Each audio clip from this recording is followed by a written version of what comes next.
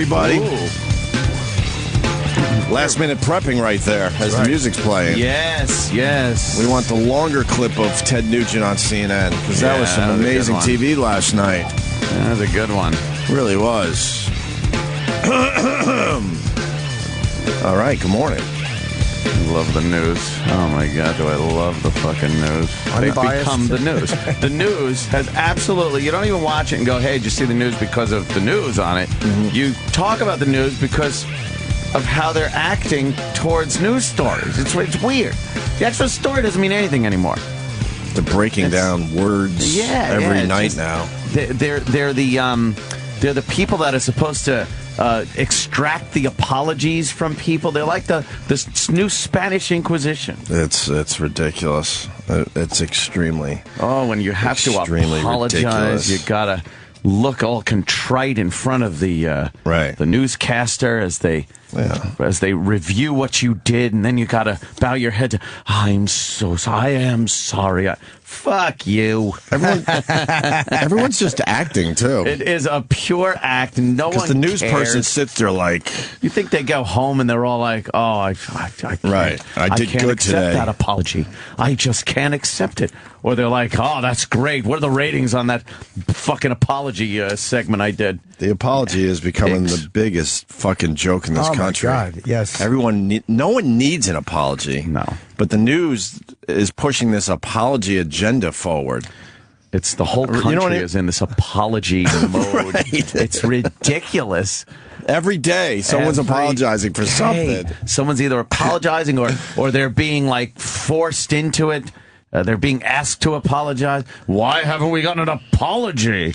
Oh, or if you apologize, it's not good enough. Right, Alec Baldwin blasted over his non-apology. Not good. Ted Nugent's apology was backhanded. Backhanded apology. Right. We like groveling. Good for Alec Baldwin not really apologizing. Yes. I've never liked Alec Baldwin more than I do right now. Yep. That he's finally woken up to the fucking horrible press, what they're all about.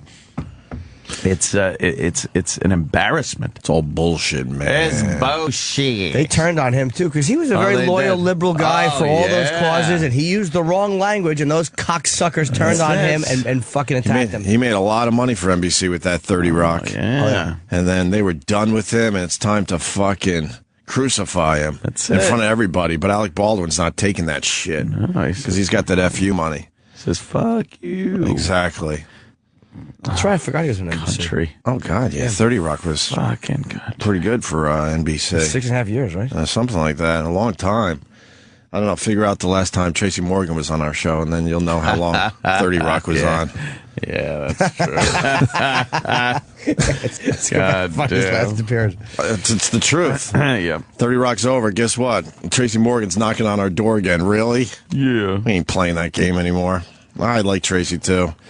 I have nothing but good things to say about the guy. We've hung out a lot over the years, but that's some bullshit. Tracy's all about Tracy. He couldn't come in once during his 30 Rock years. No.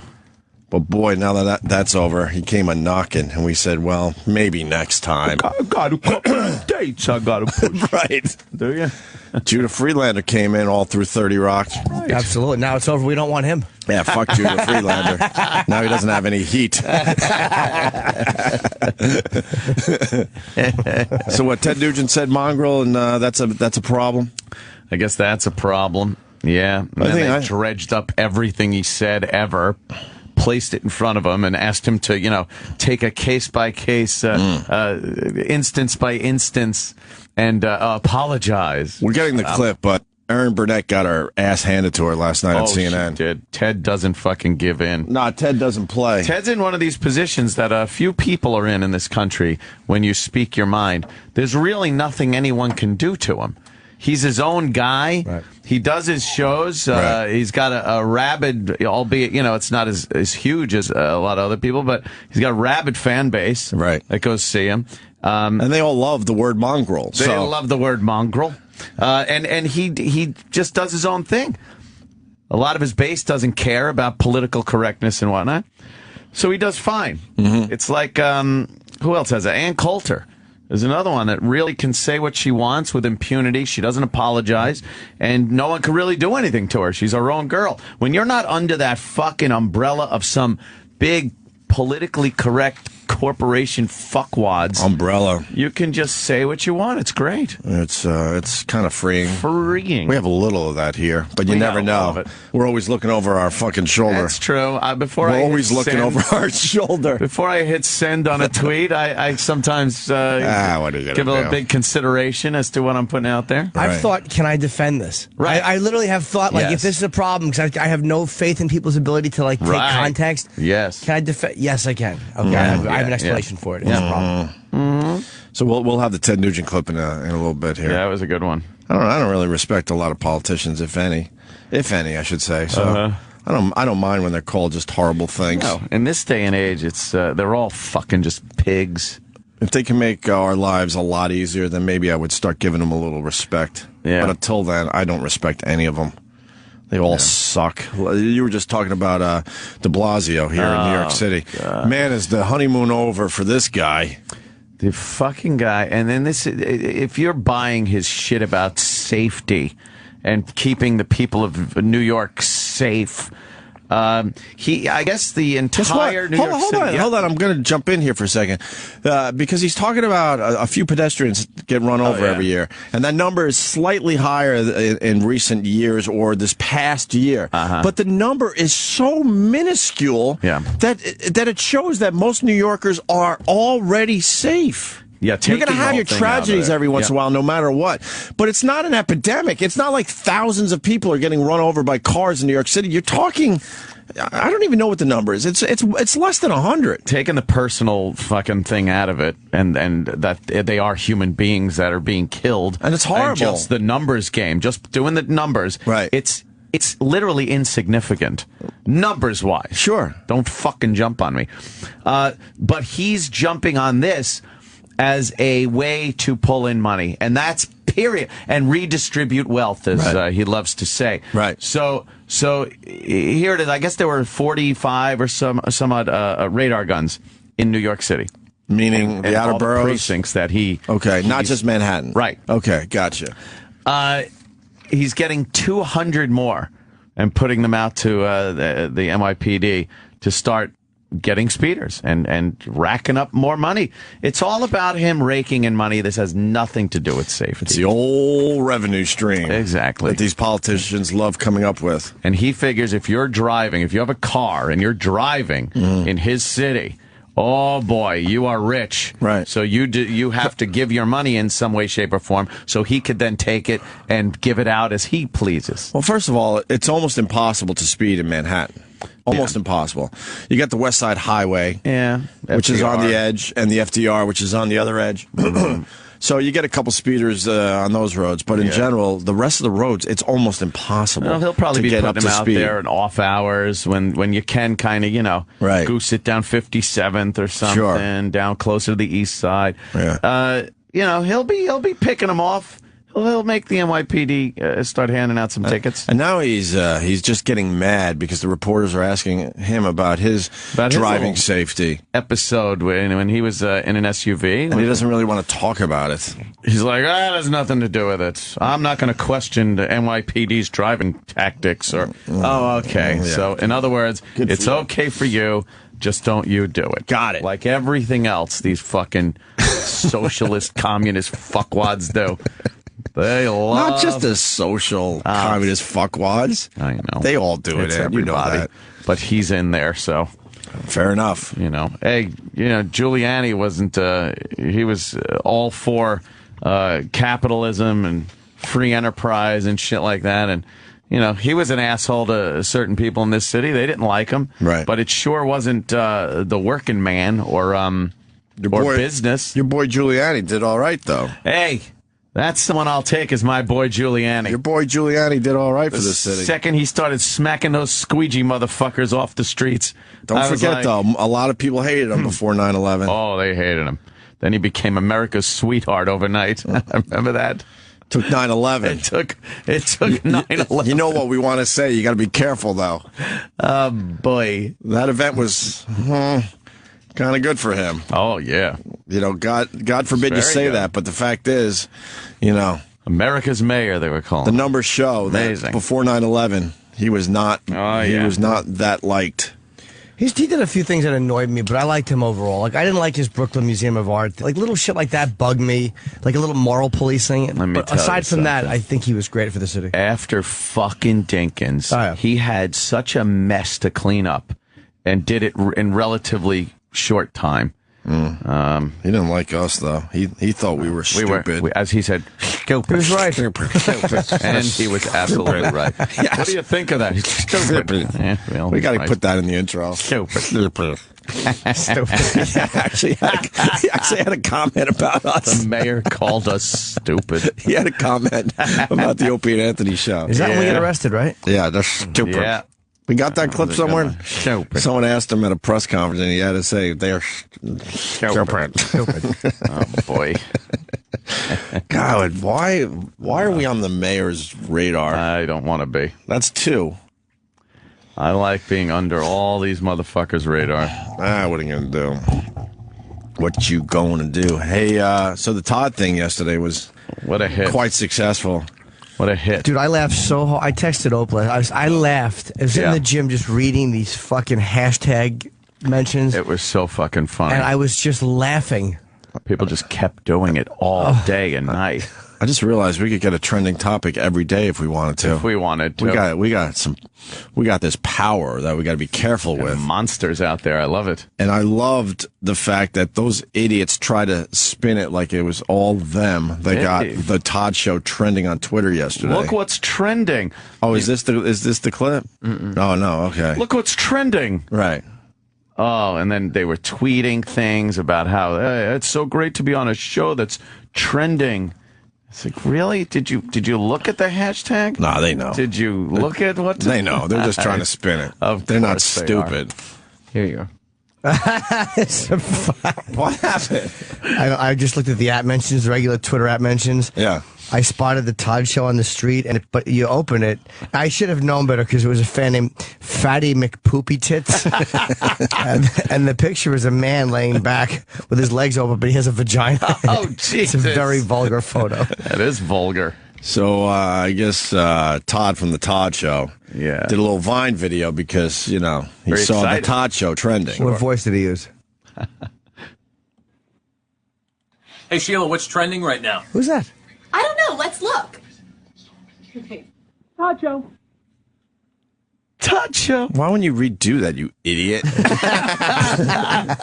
The fucking audio doesn't match up. Can we hear that again? It was funny at the end, though. Was funny, Hey, right? Sheila, what's trending right now? I don't know. Let's look. Sheila. Okay. Todd show. Todd show. Cool. I think the Todd show should trend again. That was such a good show. Maybe a variation of it. Yeah. Yeah, maybe. Because they're bragging about how they could get things trending. So what would they have trend today? I hope they have things trending just because then everyone looks at it. What's going on with this show? Right. Yeah. A lot of man's assholes with dildos in them and buses on fire. Sam, you play the goodbye thing on the pre-show? I did not. I saved it for you. Thank you. So after yesterday, when we did an impromptu Jocktober for the new show, The Todd Show. Yes. Used to be Scott and Todd, but they kind of threw Scott down the stairs. But Scott survived. He's going to be doing mornings at WCBS FM. This is Another huge story. Did you see who his crew was? Is it all the old guys from the other show? Mr. G. And Joe Nolan, the fat traffic guy. Come on with those guys. But It's all the old guys from Scott and Todd. but what happens? Scott Shannon cannot talk anymore. You know what How does he get happens? another gig? We thought we were going to have no Jocktober shows. Now we have two. I'll bet you his is not Yeah. nearly as bad. I'll bet you Scott Shannon's is not even that Jocktoberable because he'll be talking about things he knows. He'll probably be brief in and out. It won't be that bad. It's going to be horrible because he can't really converse anymore. His voice just may be his bad. voice. No, it's going to be horrible. But the douchey stuff, like the jokes that are terrible, I bet they'll all be on He'll Todd have a show. sidekick. He's not going to handle the show by himself. So they had one shitty show that they now have split into two shitty shows for New York. Hey, good luck, New York. A page hidden on the WCBS FM website has revealed the mystery of where longtime PLJ New York morning co-host Scott Shannon would end up is over. He's going to do mornings 6 to 10 at WCBS starting Monday, March 3rd. 2 weeks from yesterday? A week from yesterday? Week from yesterday, right. According to the press release found on the site, Scott Shannon in the Morning will also feature Mr. G. Mr. G. I went out drinking with Mr. G a couple of times when I was with Jill. Right. And, oh, my God. He's a dirty boy. Is he? He was kind of a dirty boy when he was in here. Yeah. He loves talking about the chicks and what he likes to do with them. Mr. G wants to put his C in their A. Was it not an N? Exactly. He's going to provide weather reports. And then Joe Nolan's doing traffic. Oh, yeah. Not often. Oh, Don Balukas is quoted in this. Yeah. The Terminator. He's all right. I played golf with him. Yeah. That's how weird this dumb That's how weird is. life is. He fired us in Boston. He was the official hatchet man. Yeah. He was the Terminator, they called him. Yeah. He was the one that sat us down in that big, huge conference room in Boston and said, "You're fired." Meeting under different circumstances. And then fast forward, we're at a charity golf tournament, and I'm in a foursome with Don Balukas, and he thought it was all just fun. hey, you know how it works. Ruined your life there for a while, but now we're all pals. Not often does a legendary morning drive personality become available with the experience of waking up New Yorkers for more than 25 years, said Don Balukas. See, regular radio still doing the same shit. Waking up New Yorkers for 20. I'd want a new alarm clock. Right. At that point, shut up. That long, you're in the same fucking guy. Stop it. But he can't do it anymore. Why do they refuse to accept that? I've seen a boat movie. CBS FM is a heritage station and the perfect place for Hall of Famer Scott Shannon. We are thrilled to welcome Scott and his award-winning personality to CBS FM and the CBS radio family. Mm-hmm. That is not going to work. You don't think that'll be a good show? No, the guy. No, I think they're excited over there. The guy can't do radio anymore. He did very well for himself in those type of formats. You know, you got to give him. Yes, over the years. Give him his respect for that. It wasn't the type of radio I would want to listen to, but in that world, he did very well. He's an OG. But he can't do it anymore. And then these radio execs, they just ignore that fact, and they just keep hiring him over and over again. I loved your stuff on the boat movie. You still got it, Yeah, Scott. you still got it. That was great. So, you know, there's a hurricane coming up. If a tree falls on someone's house, we got the guy. But Todd said goodbye yesterday. This was the last clip we wanted to play for everybody before we move on to some other shit. And there was a slight little shot at us. Oh. No. Why would he do that? Wow. You know what that means. I'm insulted. What's trending? Fucking blithering idiot. Redo that one. Yeah, make sure the punchline is hard to hear. Exactly. You idiot. Not only terrible, but it's hard to hear. Right. Good. So this is what he said as he said goodbye after taking a beating from the knuckleheads. Well, we appreciate you being part of our first ever show. And obviously, folks, what we're doing here initially is getting you introduced to the new people. So there'll be lots of other stuff once. I think you, like I, was he justifying? Yeah. He was justifying what we were goofing on. He didn't take that bait, did he? Oh, boy. I didn't think he was going to take that. You don't make excuses for the stuff we're goofing on. We're just shitting on you. His fans are striking back, though. There's one now. Yeah. Robbie Wilson shows us what's trending now, the Todd Show, and it's a man holding a log of duty over a toilet. He's holding a big log of duty. They're gonna have to change their hashtag. Can I say something to the rest of the radio people out there? Yeah. Do yourself a favor. Don't acknowledge us. Don't take the bait. It just motivates the fuck out of us. It's terrible. We'll let you in on a little secret. We love this.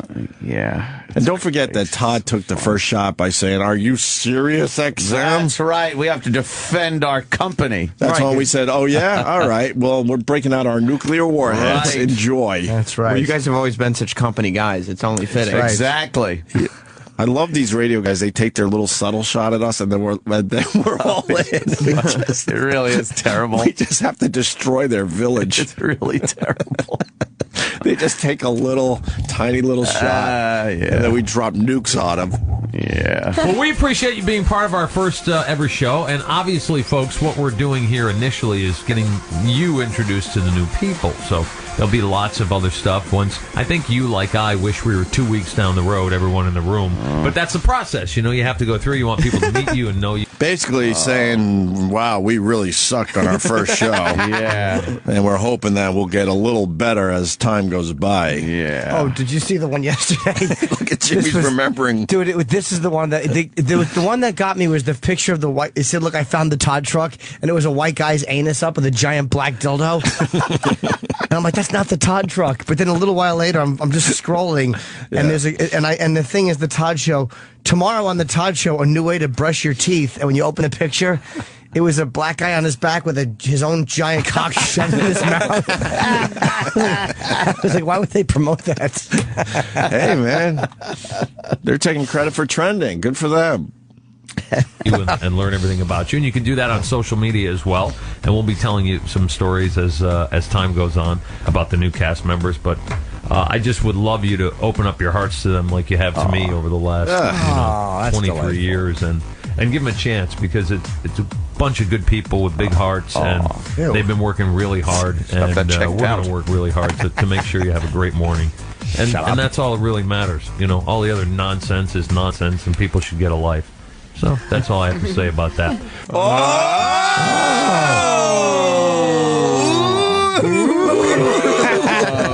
Oh, no. Oh, getting a few chuckles from the crowd, too. Some people should get a life. Yeah, that was a little harsh. Are you trying to say Opie and Anthony and Jim Norton should be getting a life? And our listeners should be getting a life? I think that's exactly what he meant. You guys aren't offended, are you? No need for the low blow. Yeah, we're having a little fun, and all of a sudden we get attacked. He comes out fucking swinging like that? Oh, he didn't do that. That's not Todd, right. You just made it worse. Oh, that was mean-spirited. You thought it was mean? Yes! I don't even Todd, why would you do that? I was hoping he wouldn't come out with both barrels blasting away like that. Get a life. Oh, whoa, get a life. Watch out, guys. Oh, This no. guy don't play. Did you hear the background? People like, haha, they acknowledge, like, yeah, we know what you're talking Bunch about. of haters. Oh, fucking, You drinking the haterade. you tell him, Todd, is basically what they were saying in the background. Yeah. You're our leader, Todd. The general. No need for that type. I was like, Oh, man. Get a life. yeah. Get a life. Another idiot taking this stupid radio thing too seriously.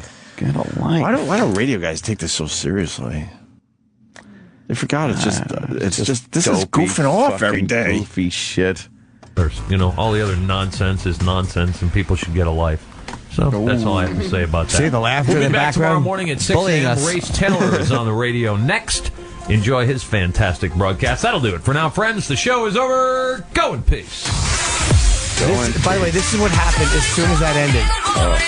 It's the Todd Show. PLJ. Fuck. Headphones got thrown down. Headphones thrown on the console. What the fuck? I would say we ruined his first show. Of course we did. I would say we ruined it. We ruined his Their show. excitement that they could possibly be trending with the buzz they're getting. They have to see We're trending. They have to see horrific pictures. Yeah, it's funny. Walking in the studio, the PD. Hey, we're trending. Todd, we're trending. Right. Oh, good. And then he comes back doing the cut. Just some across the jerks. throat. Just some jerks. Forget it. Forget Jerks. It. Don't mention it. Don't draw attention to it. Yeah. You ruined it. God, we got to get a life finally. How are we going to do that though? Fuck. I don't know. You look at his crew, and I look at like the Annie on the radio, and there's another girl. I'm like, they're just people doing the radio show, and they're all happy to be in New York. Yeah, First day at the job, and let's see what happens. Oh. Twitter, like, oh, you suck. You're terrible. You know how- Facebook page is shut down with AIDS and people's heads cut off. That is awful. Oh, it's just so mean. You know how nervous they must have been the night before. Yes. You can't sleep. You're just thinking about the show, and then this group of complete assholes fucks up your first And day. then for a split moment, you think it's all working because you see the Todd Show trending on Twitter. I wonder if they're going after, because of what we're saying, or is the van promotion? Right. What is it? Let's look. Right. Oh. Oh, that's what it is. Yeah, what is this? It's a man with a vagina. When you search the Todd Show, Yeah. like the trending topic, Yeah. first thing that pops up is photos. Yeah. So there's a photo of Todd, and then there's a class picture of all Down syndrome people. Oh, That's mean spirit. And then there's the photo from Vietnam with the guy getting shot in the head. Right. But the Todd truck is in the background. I think that's a Photoshop, no? yeah, come on. And then there's a male, looks like some kind of Winter Olympics participant. I don't know, like Speed skater, maybe? speed skater. And he's got a camel toe, and it says, "Okay, you guys, where's my dick?"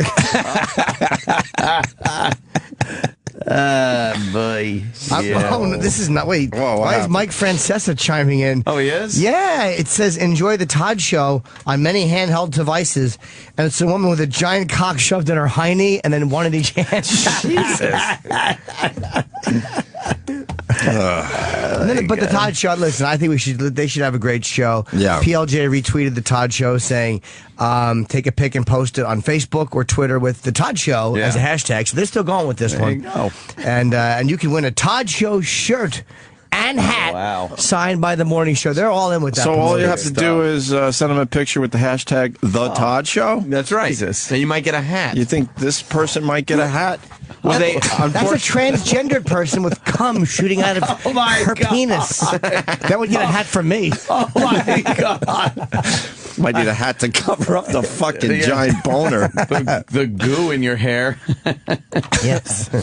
Wow. God, that stuff makes I me can't laugh. get enough of it it's because so they just funny. do the same shit over and over and make the It's same just the mistakes same. over and over. That type of radio is Scott is Shannon dead. will not be Stop. successful at CBS. No. And they're desperate over there for real radio shows. So why would you hire a guy for a shitload of money, by the way, I that bet. can't really converse anymore on the radio? Yeah. He used to be able to do it. I can't wait to hear his first show now. yeah. That's Monday, right? That's the. I mean, That fast? Eric, don't forget, Monday. Oh, my God. That's All fast. right. What's happening Monday? Scott's first show. Oh, boy. Oh, yeah. See, this one fan, Stephen Knight, says it all. Oh. You utter dunderhead, Todd. You had to make it real after our little jabs. This will be fun. Oh, no. Make it real. after two and a half. After What? 2.5 hours Yeah. and a cyber attack, All he said was, get a life. get a life. To some people. That's making it real. Get a life. That was his way of. Todd decided to take it to street level. That's right. That's it. I love laughing like a fucking These girl. are funny, Oh, man. Jesus. Oh, God. It says, this is from Cucking Funt on Twitter. He says, hashtag the Todd Show, give me my shirt and hat. It's a girl sucking a shit penis.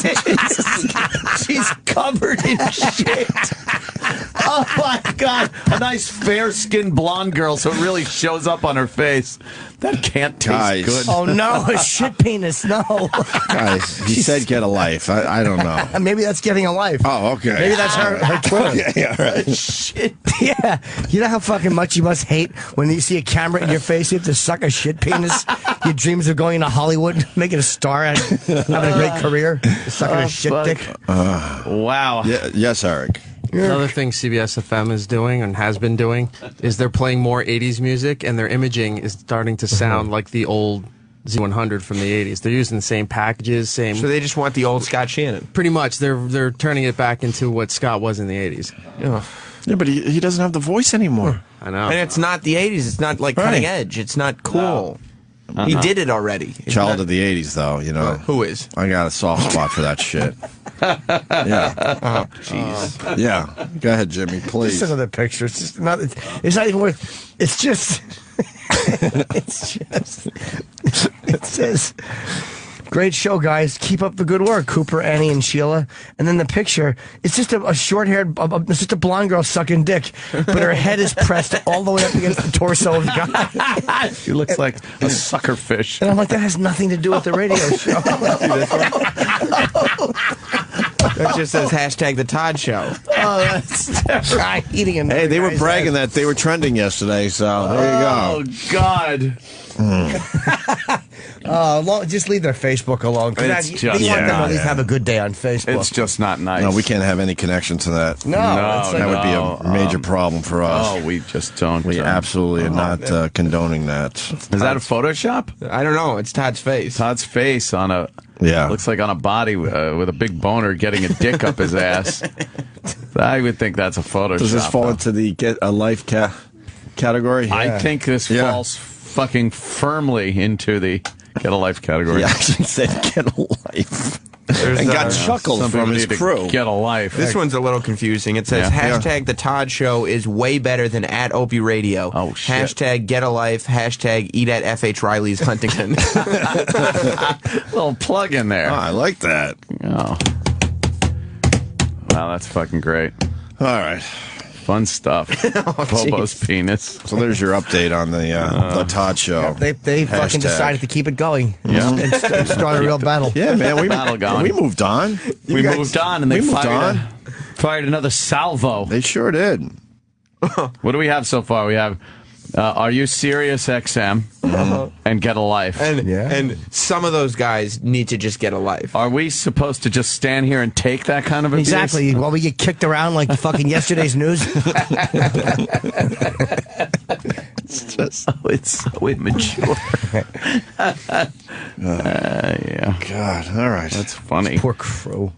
They're all nice. They're just nice, all young eager to come in. kids. Yeah, from Poughkeepsie. They want to fucking just do good. Just a little, eager on the radio. We're going to New York. Yeah, and they're on the air trying to have some fun with it. Yeah. How's it going? Well, I have to find an apartment. All happy. Like, New York's yeah. listening. Yeah, they're listening. There's a buzz. They're starved for good radio here in New York. Yeah. Our hashtag is trending. And these pigs. The girls are They're just pretty, which attacking you them. don't see in radio. You think one guy said, "Oh my God, the hashtag is trending," and then someone said, "Let's gather around. Let's look at this. Oh. As a team, let's see." Oh, look, one person did this.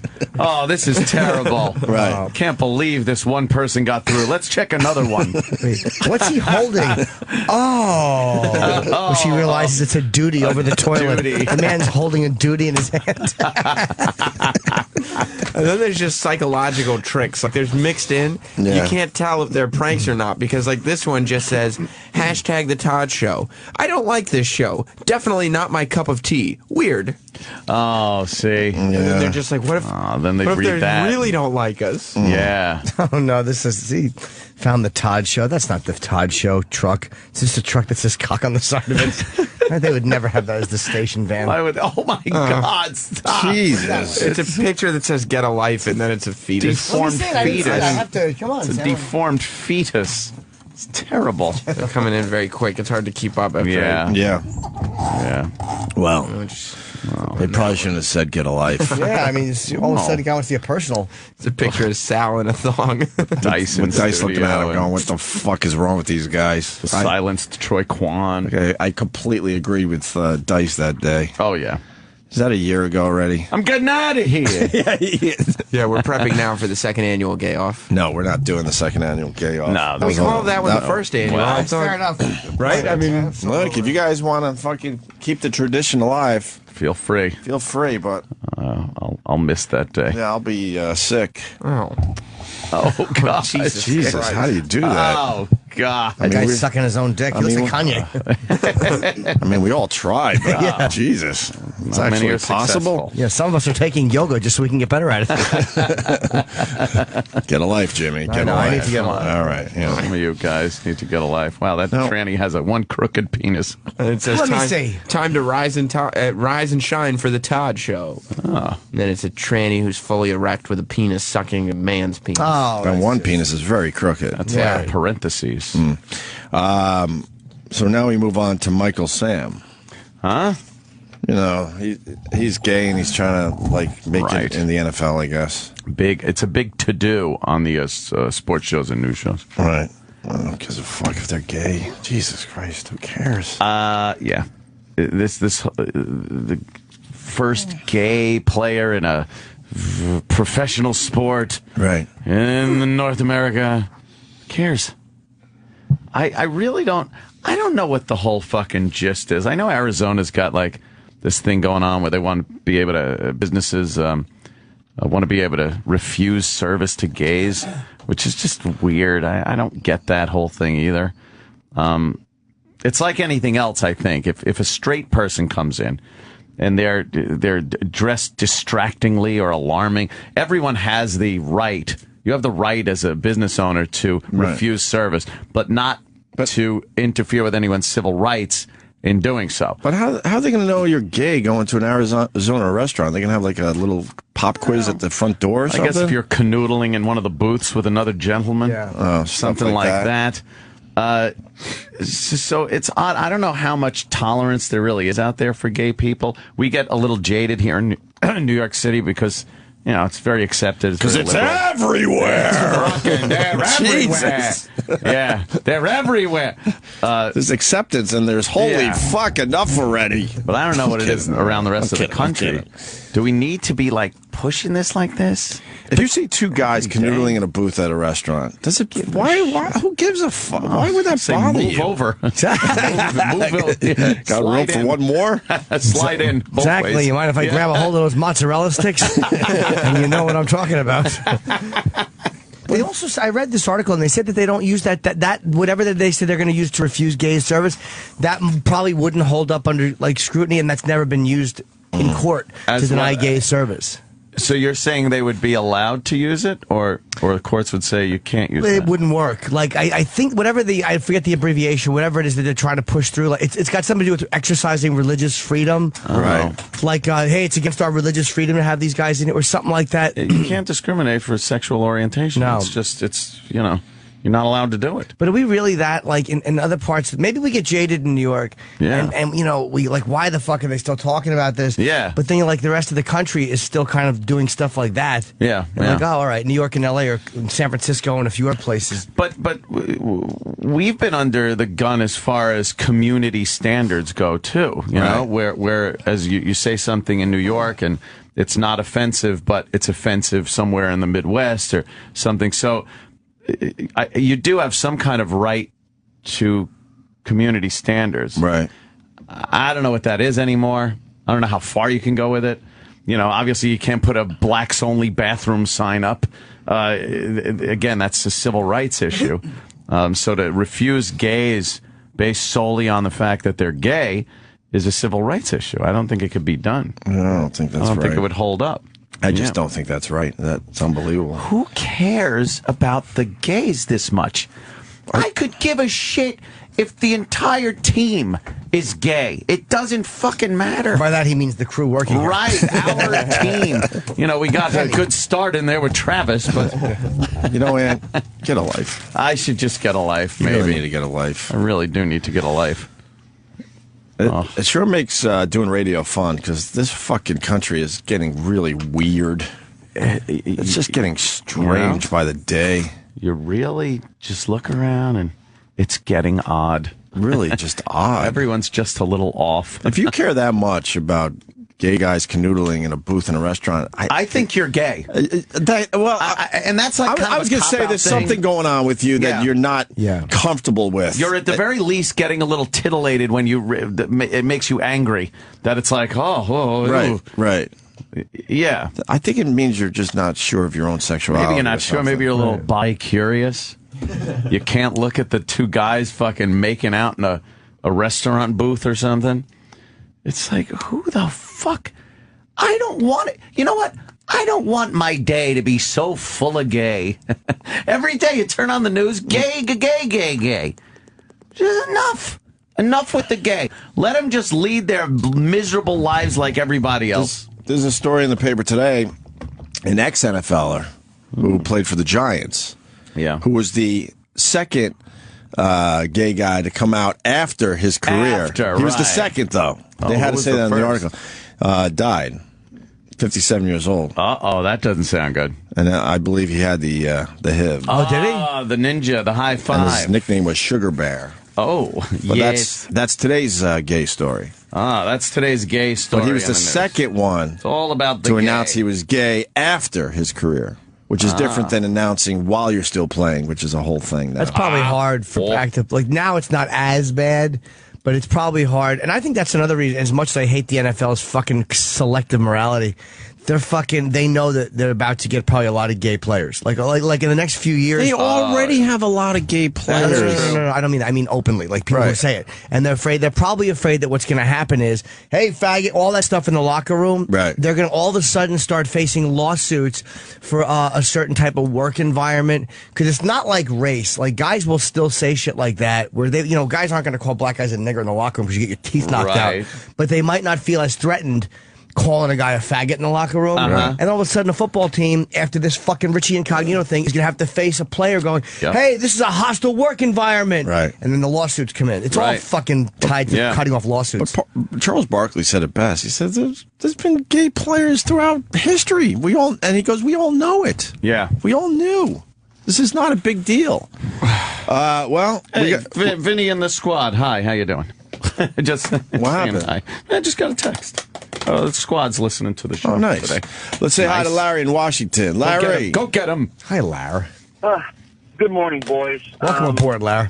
You were talking about how the people in the rest of the country, how they feel, and maybe you guys in New York City don't care. My wife resides south of San Francisco East, Asheville, North Carolina. Wow. And it is absolutely San Francisco East. And she cares very deeply. She spent a lot of money buying anti-gay literature, mailing it to every member of the Senate and every Supreme Court justice. And on more than one occasion, every time a new Congress comes out, she renews her mailing, to stand against the sodomite agenda. Wait, your wife does this? Sodomite agenda, okay. Well, yeah, my wife does this, sure. It's based on religion, right? But of course. Yeah. How do you feel about that? You agree with her, or does she annoy you with it?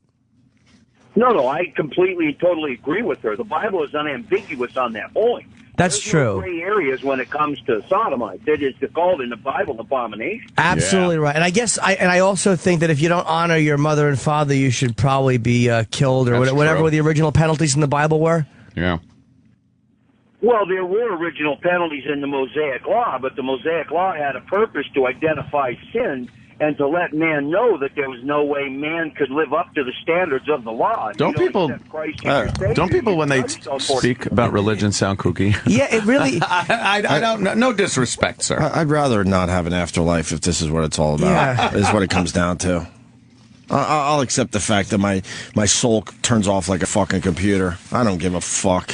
I don't need an afterlife if this is what it means. Though, if we're talking about religious freedoms in this country, which you're supposed to have, and rights, and the Muslim religion is allowed to practice what they want and whatnot, shouldn't this guy be able to read his Bible and say that gays are an abomination and speak openly and freely about it without the consequence of retribution? Absolutely. Yeah. Absolutely. Like, Sure. I think what you're saying stinks, and I would hate to be and you have your life, but I think you have every right to say it. Yeah, of course. If he doesn't like gay people based on his religion and what the Bible says, I'm fine with that. But I think if you go out of your way to, if you go out of your way to lobby against other people's life, liberty, and the pursuit of happiness, I just think you're shitty. I just think you're a shit American. Yeah. If that's what you believe, God, hold on. If that's what you believe, and that's fine, I'm not going to question that. Don't worry about it. God will take care of those people. Why are you getting involved? Who gives a fuck? Will he ever? Why do you have to? Why do you have to put your 2 cents into it? Satan's pitchfork up your ass for fucking eternity, right? Huh?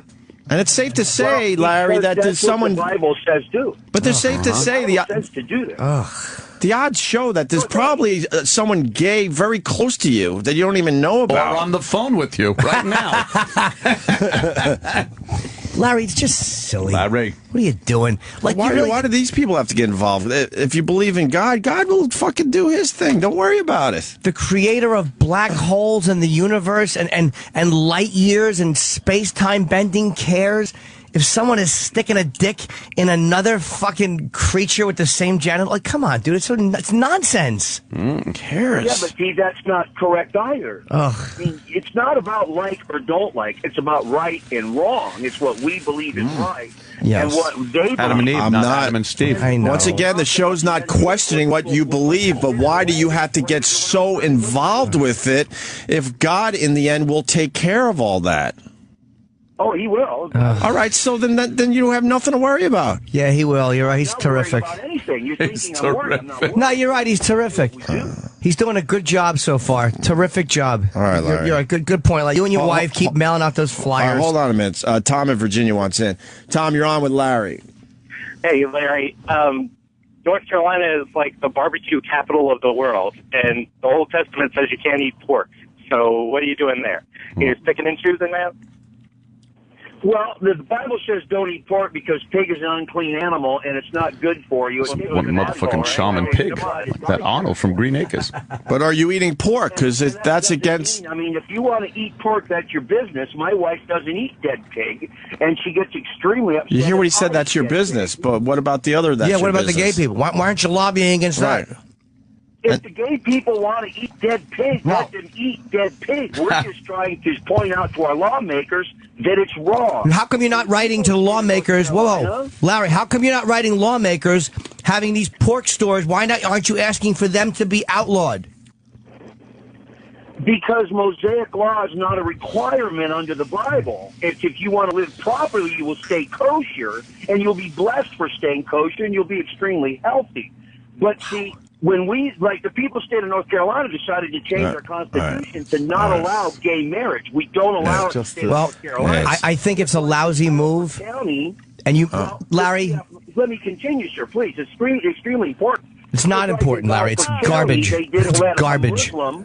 It's nonsense. Okay, all right. We got Pam on the line. Pam, you're on with Larry. You're losing your mind, I hear. I'm losing my fucking mind listening to this guy. It's his wife. If you are a Christian, these people, these hypocritical fucking Christians that I live with down here in South Carolina, by the way, they go and they judge other people for what they love and what they believe in. You're not a Christian then. And the Bible is a fucking story. It's a story. It's a fairy tale. That guy's a fucking asshole. I seriously, I'm losing my shit listening to him. People like that drive me crazy. Mind your own business. Go sit in your room and read your Bible. That is a story, a fucking fairy tale, and highlight it and have your Bible study classes every Wednesday night. Word of God. And leave everybody else alone. Shut the fuck up.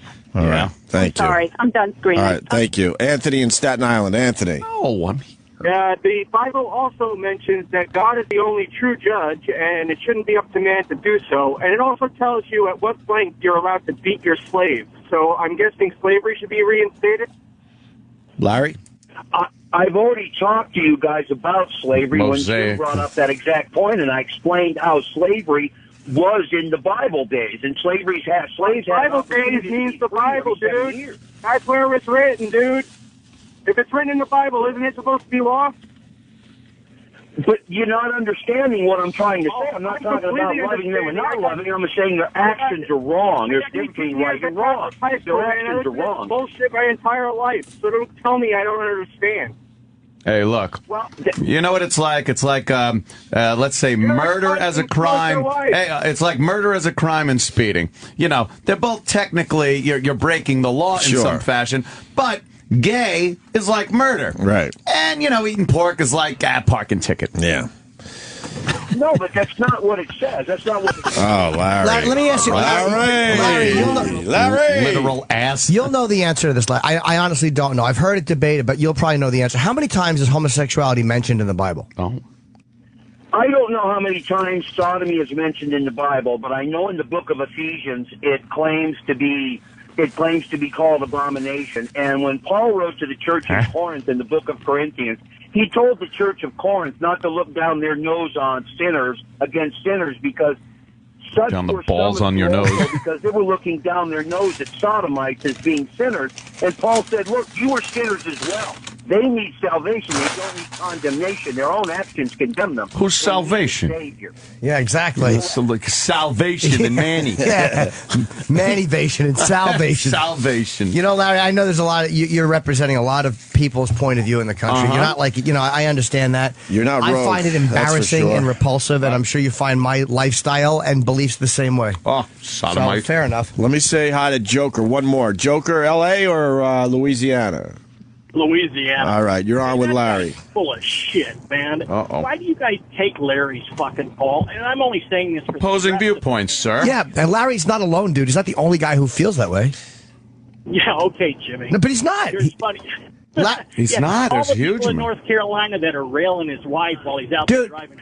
you asked why we take his call. I don't like what Larry says at all. I think it stinks, but you can't not take the guy's call. I mean, you know, it's like, what are we going to represent his point of view? He's got to do it. He has a right to say it, believe it, and say it his beliefs without consequence, I think. Yeah. As far as we just think he's wrong. Yeah. We don't agree with I him. think it's pretty obvious we think he's wrong. I think he needs a big cock in his mouth, but that's my answer for everything. Stop jerking off here.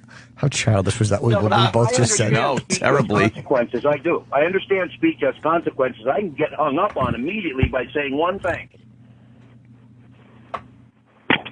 You want me to say it? No, I don't know what you're talking about. Sammy, you the man, buddy. You the man, Sammy. He's not even in here, He's not even Larry. in the room, Larry. As we wish we Well, weren't. it doesn't matter. Sammy's still the man. Your big moment was a bust. Oh, what a bust that was. Exactly. Is that the guy that likes Sam? I think so. Oh, see, we don't even know, Larry. Yeah. It's our channel. We don't even know. We're not. Larry, Is that the guy who likes you or that something? religious idiot? Oh. God. See, we don't even know. I know. He was going for a big moment. You weren't even here. You don't even know We don't- Sam is gay, Larry. Sam doesn't know he's gay, but And it he's wasn't gay. a big revelation, by the way. There was a lot of people on Pal Talk right in front of me that was saying this is the Larry from Sam's show. So everybody we hated knew. him. Everybody hated him before. Yeah. Now they're really going to hate him. Politically, but You know.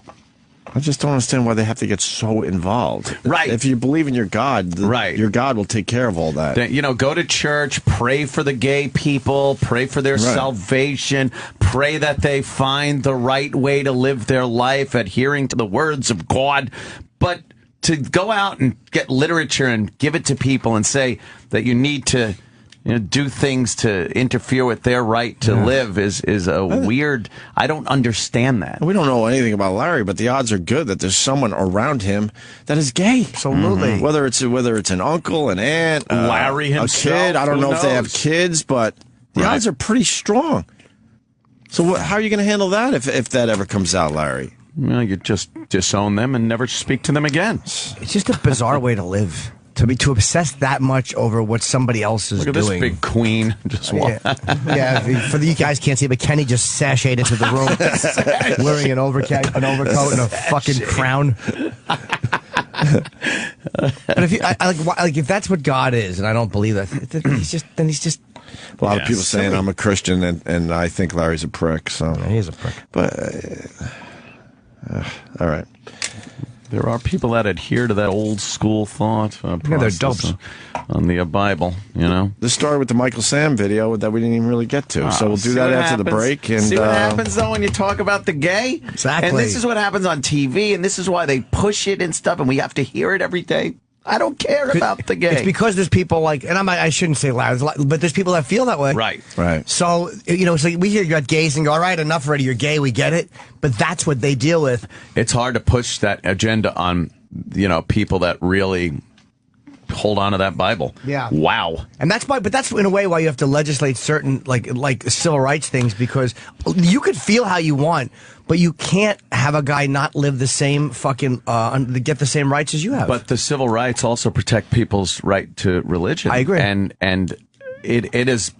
I don't think there's any not controversy. There's plenty of controversy. I don't think there's any doubt in lawmakers' minds that they do have a right to not accept the gay lifestyle based on their religion. So you got that weird church-state thing that is a quandary with like civil rights as far as black people in the 60s and 70s and whatnot.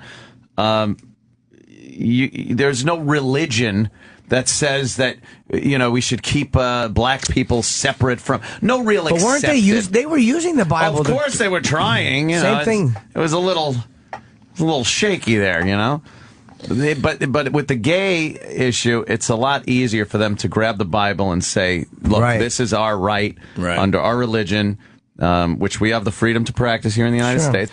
To not accept the gay lifestyle. Then let your religion pay taxes. How about that? How about your fucking religion and it pays land tax and pays tax on all that money they take in? Fucking, how about that? You want them to be listened to. Yeah. Or they could shut up. Well, they can shut up. I hear We you, got to get Jim. the show back on track. We better go back into the Todd world. Oh, please. We got the Michael Sam video. We got the... What's the Michael Sam video? Oh, it's great. He's got a boner. It's hilarious. But it's a tiny little It's a tiny little boner. We'll play the video and discuss. Also, we got the Ted Nugent clip. Oh, goody. Going at it with Erin Burnett. Erin Burnett got her ass handed to her last night as they were discussing Mongrel and everything else that Ted Nugent said. You got to see the latest Rob Ford clip. I didn't see it. I heard That's all right. Fire hydrant one? I mean, It's all right. Look, it'll We've done provide better. 45 We could get that- seconds of radio. But we could get that out of the way. He was celebrating the Canada's gold medal victory, and there was a whole bunch of press around him, and he's walking, and he almost like slammed his nuts into a fire hydrant. It could have been better, yeah. He says he injured his groin. I think He didn't injure his groin. I think he hit his dick. He tapped it. I think he hit his dick. You It's a can't little tell on tap. fat people where the dick is, really. It's very difficult. Yeah. Is it up higher? Is it lower? The fat is there? I have no idea. Somewhat. What is that? Fupa. Fupa. Fupa. Fupa, right. Fupa. F-U-P-A, right. Fupa. Right. I was thinking Fubar for a second. Fubar. Fupa. He's Fupa. All right, look, let's get it out of the way. Right. It's But this is a real story? Yes. In Canada? He hit his dick. City Hall News. Moment today, Mayor Rob Ford reminded us all it's a good idea to always watch where you step. They love him. Look at surrounding Rob Ford. He's a rock star. Yep. See, it's just a slight tap. He's laughing. Ford had a very close encounter with a fire hydrant while celebrating Canada's gold medal hockey win. He's a rock star. Yeah, he really is. Black people love him in like Toronto. Yeah, because he's goofy. He's the mayor. He's the goddamn mayor. And he's sitting there going, I tapped my balls on this fire hydrant. Hit my dick. You know what I would have said to him? What? Walk much. So Michael Sam is doing the NFL Combine. Is that what that thing is? Where they see how quick they are. Oh, is that it? They got to check your numbers to see if you're NFL material. Yeah. And he was kind of a bust so far, or he is a bust so far. His numbers are not that great. Mm-hmm. And, he's the gay guy, so that's why everyone's paying attention to him. Yeah, that's the only reason. They should be paying attention. They should be paying attention to him because he's a player, but now you put the gay in front of it, then wow, you get a lot more media attention, I guess. Yeah, he's an average player, middle of the road, right, Travis? Yeah, that's what I've heard. I don't follow college football. I don't either. I've heard he's a mid-rounder, and some people think he's overrated because he played a lot of shitty teams. So. He's not a future superstar. We had her in studio, right? Yeah. Yeah, we had Paul Robin. We had Robin Thicke's wife in here. Yeah, Paula Patton for the Tom Cruise movie. She's fucking smoking, man. Yeah, she was flirting with ridiculously hot. Divorced. She was flirting. They're calling it quits. You think that this might be because of you, the divorce? Yeah, I was getting vibes from her, and I'm like, it was weird. And I was like, she's got the Cruise movie. I didn't want to make a whole thing out Got of a it. shot now. He goes, I'm gonna wait. I don't need to be dragged into litigation. It's there. They getting divorced after 9 years. There's a great picture of Robin Thicke. I don't know if you guys ever seen it. Is it from the MTV Movie Awards? I think. Picture? And there's this blonde that wants a picture with Robin Thicke. Uh-huh. And he's got his arm around her. And he thinks he's getting away with a little something. He goes for the Heine grab. Now, if you're looking at the picture, you go, it's just a fan getting maybe a little too close to Robin Thicke, but it happens with these celebrities, right? Sure. There was a mirror behind, and you could see the full Heine grab. Oh, my And goodness. he is like almost trying to get a digit in, Like man. fucking down low on the ass. Here it is. Look at that. Make that bigger. Look. Yeah, let's see that. He's almost in there. Where is he? Can't really make that out. Oh, no, you could make it out. Oh, my God. He's underneath. Grabbing her asshole. But the best part, the picture on the left, he thinks he's getting away with something. Because that picture looks like, oh, look, no, he's just taking a picture with a fan. Maybe that's the way he makes him smile for the picture. Smile. Well, he's lifting her dress. Yeah, Yeah. she has a short skirt on, and it looks like he's trying to get He's getting a little digit in there. stink finger for later. Right. Yeah. He's like, I want to remember you. She's a great little hiney, too. So he's a bad boy, yeah. His wife must he's a have bad boy, yeah. nuts Yeah, when she saw that. she's had it with him. Yeah, she's too hot to be cheated on. Had it. That's it. I'm sure I would cheat on her. They were together 9 years ago. She came in here for that. Yeah, like you said, Mission Impossible. Yeah. Wow, she That was the one, right? Mission Impossible. fucking gorgeous. Yeah. Holy shit. Yeah. Anyway. I guess the pussy's flying in for him, so he's just like, fuck this marriage Don't blame him. shit. So Michael Sam, there's a video on TMZ Sports where he's going through his drills, and then he's walking away from one of the drills, and it looks like he's got a boner. He's got something in his pants. It's Looks like he's pointing got a straight boner. out. It's not a cup. It's pointing straight out like a bobo dick. Right. Look at this, Jimmy. And if it is a boner, he's not really packing much. And we are now in the football evaluation portion Right there. of the And right there. Oh, boy. Oh. said he was eating. Wow. What the fuck? That looks ridiculous. But it's weird, because don't you know where your fucking boner is at all times? Yeah. Don't you tuck that shit up or something? That's weird. I will say that is a very Strap it down? feminine walk, too. He's got a very feminine little walk there down the field. No, it's just that his quads are sore. Is that it? Yeah, a lot of drills. A lot of drills that'll make you walk right. like that. It's not sporting much if that's a... What else could it be, though? That's a boner, right? It couldn't be a cup. It doesn't Maybe look. plumped up a little bit, maybe. Right. Just needs to reposition Yeah, you strap it down. something. You pull it up, pull it down. So I got to do it. My fucking Somewhere. giant thing. I was trying to teach my kid how to strap it down. Oh, yeah? And he just didn't want it. Why? What is it? He said it was hurting him. Oh, boy. So I said, well, if you... It's so weird what you got to do as a fucking father. I go, well, if you Point it up, and then you could kind of strap it down. And so your underwear band, right? Right. So he tried that. He didn't like that. He wants it, pointing down, even though it's crazy in the upright position. That's painful right there. Extremely painful. Can't do that. Can't do that. No. Hells no. Want to talk about Ted Nugent? The Nuge? The Nuge. The Nuge used to do our show a lot. We had him on, and then we saw him at in CES, Vegas. I think, right? CES. We liked him. He is very, very entertaining. And he used to do some radio, I believe. Mm-hmm. And he was very good at it. Because he gets people talking and thinking. He can talk and talk and talk. Yeah. So what's the story here with Ted Nugent? He went on CNN finally to kind of explain himself. He's not an Obama fan. And he's stumping for some Republicans. Some Abbott. Yeah. Stumping for some Abbott. of your... He's stumping for some of your boys. Some of my boys. And got himself in a little hot water. Got himself a little hot water with... but the thing is, with either side, the Fox News is ready to just pounce.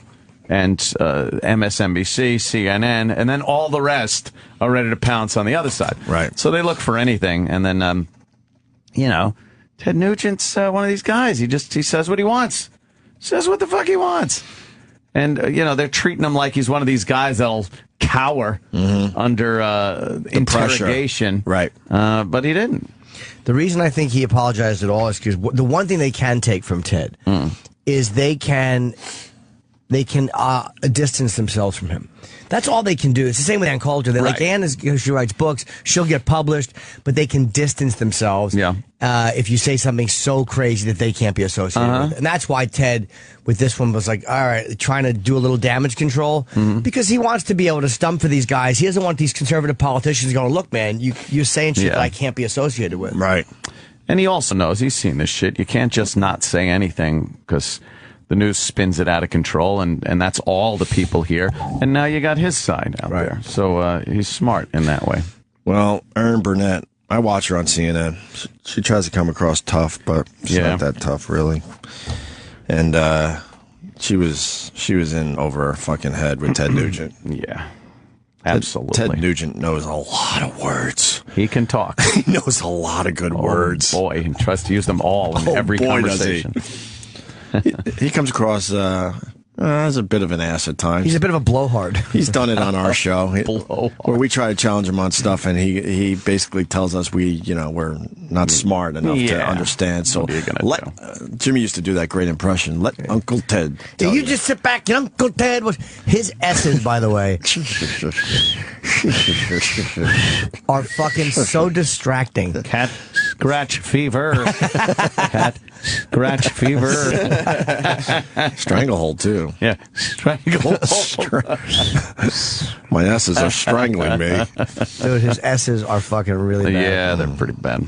So, I guess Erin asked Ted about the use of the word mongrel. Uncle Ted. I want to get straight to this question of whether you apologized or not. A lot of people still say, who gives a fuck if anyone apologizes? We're not sure. What's the apology count? And we all know if someone does apologize, it's a fake apology. Means nothing. Because they're being forced to apologize. Right. Because their livelihood is at stake. But do you see how dishonest she is, how she tries to get him into the conversation? Right. If he said he's sorry, it's done, but there has to just keep going. She wants her opinion. She wants to weigh in. I don't think it is done if he said, yeah, I apologize. That's the problem. Oh, okay. Yeah. I want to get straight to this question of whether you apologized or not. A lot of people still say you didn't apologize. Did you mean it? Erin, come on. You've got this English language down really well. I bet you understand when the question is, do you apologize? And I answer yes. You don't really have to ask that question again, do you? But I want to understand why you used the word mongrel when you did. I'll tell you, I've been a cop in Lake County, Michigan since 1982 or thereabouts.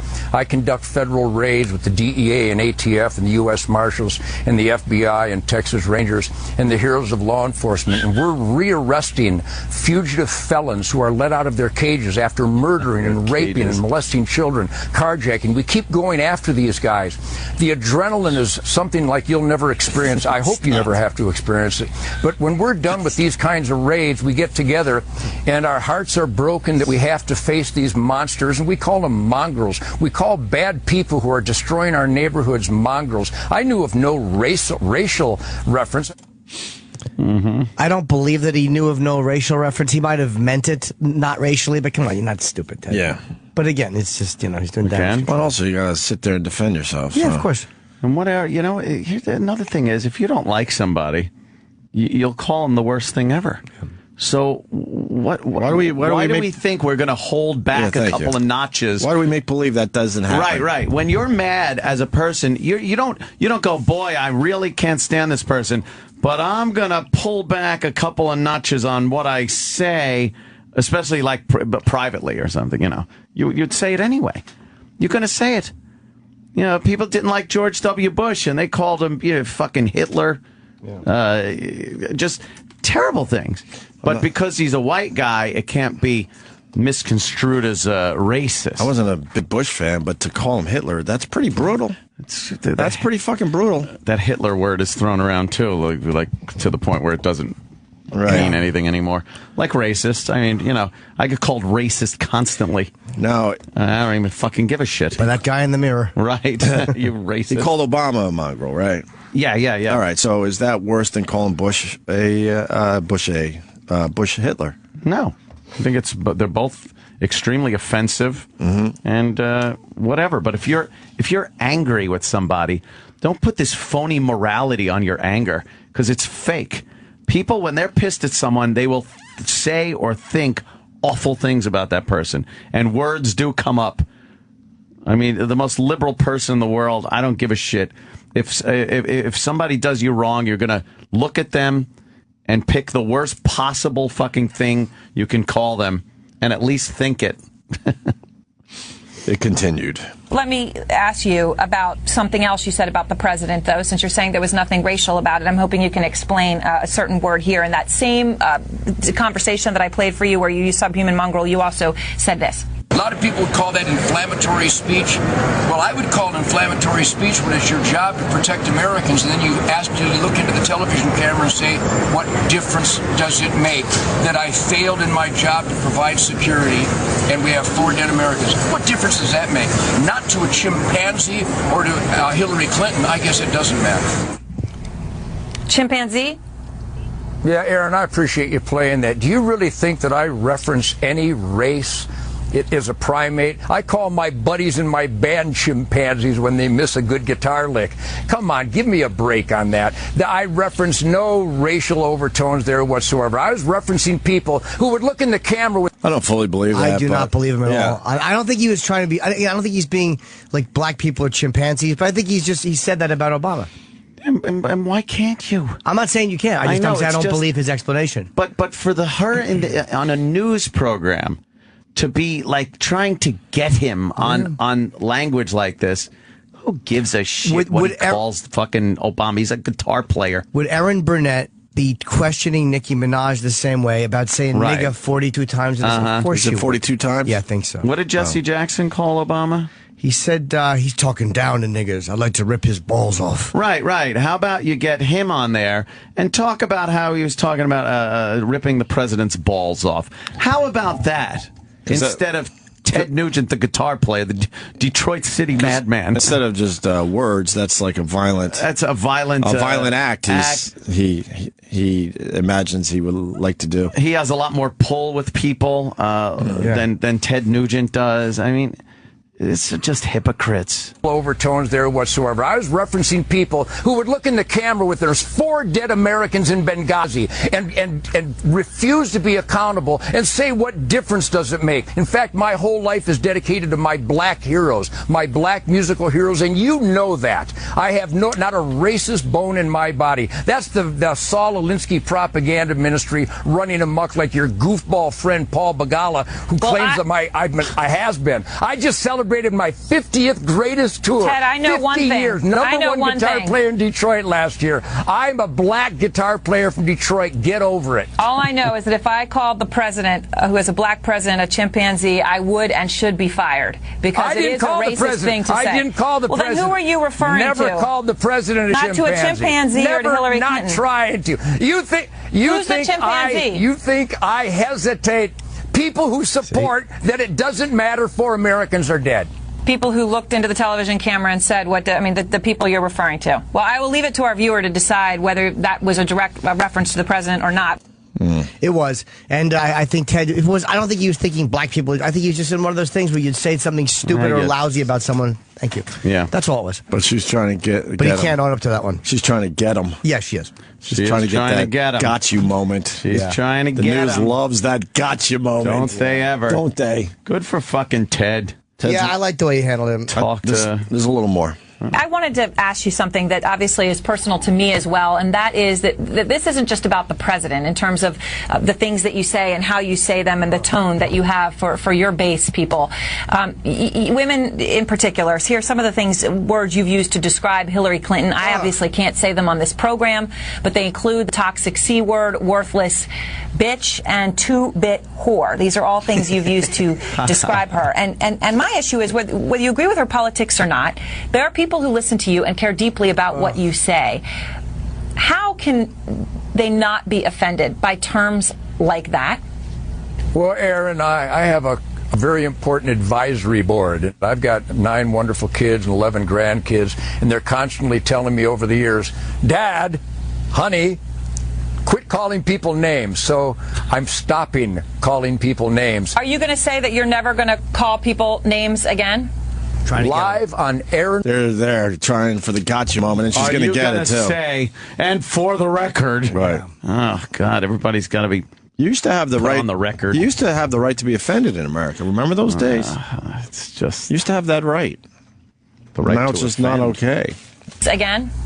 Live on Erin Burnett out front, CNN. Ted Nugent, Remember the Alamo, February 24th, 2014. I'm not going to call people names anymore. However, I have a little escape clause here, because when I'm on stage singing Wang Dang Sweet Poontang, would you give me permission to go overboard on occasion? Please tell me you will. I think that, to me, I mean, I know you're trying to make slightly light of this, but to me, these things are not light at all, because in a country that you talk about to very serious, very serious, and create more polarization is a horrible thing to do. You're right. My children, my brothers, my sister, and my wonderful wife, Shemaine, have told me that over and over. And I think at the tender age of 65, I think you're absolutely correct. She's a fucking phony. She stinks. Shut up. I don't make light of this. Fuck you and your biased network. Polarization. Shut up. Get a black guy up there and talk about the polarization that the likes of Reverend Al and Jesse Jackson and the NAACP and the Black Panthers. And get them up there and talk about the polarization, you phony fuck. Fuck her. We got a call Toxic coming in. Cunt. John in Ohio. John. Hey, boys. Hey. Yeah, I just want to say that Erin Burnett is the biggest fucking hypocrite. She called George Bush a monkey on TV. Did she? I heard that, but I haven't seen Can we the clip. find that clip? There's a clip on YouTube. All right. Let me. Sam Roberts, if you will. But Works your magic, tickle the old ivories over there. Well, that's okay because Bush is white. Well, if he would have said that to her, she would have said, well, he's not a black president. She was saying about calling people names. That's fucking her calling him All right. names. Yeah, she doesn't like the name calling. Let's see what Erin Burnett once did. Well, Nicolas Sarkozy is in China, which, of course, is also trying to become a financial capital of the world. And in honor of his visit, the Chinese have announced $30 billion of deals. There he is. I mean, who could not have a man crush on that man? I'm not talking about the monkey either. I'm talking about the other one. Yeah, exactly. What? A monkey? Who's a monkey? What's she talking about? Wait. Monkey in the middle. All right. I don't know. What's she talking about? Willie? I think she's still jet lagged. That's my president. I don't know who she's talking about. I know she's not talking about Why are you talking him. about Angela Merkel like that? I don't understand. All right. Yeah, she's attacking Merkel. She's our ally in a time of war. Yep. Erin is trying to be light there. She's trying to and be this light. polarization is not really healthy between friends. What the fuck? She was just trying to be funny and They're it all failed. hypocrites. And look at how they all backed up. Who does she mean? Right. Who? Yeah. Play the rest of the clip. It's just about done. Listen, my dear, let me tell you something. When I'm jet lagged, I just take Ambien, some Tylenol PM, and I sleep it off, okay? It was my stop in Riyadh. It just made me insane. Oh. Well, there you go. You were doing a little name calling there yourself, Erin Burnett. We'll call him a monkey. There you go. You can't call people things like that without a racial implication. I would imagine when Ted Nugent said mongrel, he was kind of having a little fun with that. Oh, boy. Right? Or chimpanzee? Mm-hmm. I don't know. Sure sounds racist to me. Oh, that's right. Bush is white. Yeah. So you could say anything. Yeah. Ah, boy. I don't take this lightly. Fucking 15-yarders. Jesus. I knew there'd be a spin there. Back on his own 1 yard line. Is Anthony back on his own one? He can't seem to move that ball forward at all. Exactly. His own team is talking to the referees. What did we say? First and 85 or something? Yeah. Shit. Anyway. All right. Wow. That was some good TV last night, though, for sure. Everyone needs to get over it. Oh, what is that? Your Get Over It song? It's an Eagles song. Oh, okay. Remember that one? Yeah. It's one of their newer ones. I didn't like that one. It was okay. I didn't love it. Some of their sappier stuff I didn't You like. saw the rest of the documentary? I did. I enjoyed it a lot. I finally saw the whole thing, too. You can see Henley and Fry are a little bit of pricks, but those are the guys that kind Fry of... more. Maybe, yeah. I think you're Glenn right. Fry seems like he's a big prick. Don Felder was stupid. And Don Felder just should have let it go. Because when they got back together, I guess Glenn Fry and Don Henley said, look, we wrote most of these fucking songs. We're going to take a little bigger piece of the pie. And Felder especially was not happy about that. And also, they were like, well, we're the ones that kept the music alive. Like, they were the ones who were out doing gigs and... fucking they had a Grammy. They had successful solo careers, which just kept the Eagles' name alive. Yeah, absolutely. And Don Felder did not care for that. No. There's a big lawsuit to that. That wasn't in the documentary. I read that after on Wikipedia. It was like a $50 million lawsuit. They probably all hate each other now beyond repair. Are they still touring? I don't know. I think so. They got back together in '94, so they've been doing this for 20 years. They must love that payday. Since getting back together. It's like, look, we'll just put up with each other's shit. I love a good rock documentary, though. It was good. Rockumentary. Glenn Fry was and Jerry Maguire. I forgot. He had a scene with Tom Cruise, although he was on the phone. Oh, so okay. I will guarantee he never saw Tom Cruise during the filming. Only scene? No, was there other scenes? No, I'm not sure. Get over it. I didn't like that one. The best is the Smuggler's Blues fucking I like that episode though. of Miami Vice. It's a guilty pleasure, that dumb song. But the Miami Vice episode. Yeah, what? He was running some drugs in the plane? Oh, yeah. Drug runner, I think? Yep. He was the Bus drug then smuggler. Smuggler's Blues. Oh, yeah. Boy, what a cheesy-ass show that was. Get over it. Pittsville, Tennessee. What's up, Matt? How you doing, Matty? Good morning, gentlemen. How are you all? And they are still touring. People are calling with that. That's unbelievable. Yes, they are still touring. They came to Knoxville, I guess, a couple months ago, and they actually put on a phenomenal show. Played all the hits. It wasn't a bunch of garbage that people... Well, what else are they going to do? Of course they're going to play all the hits. Yeah, well, I'll say this. They were kind of doing this thing where...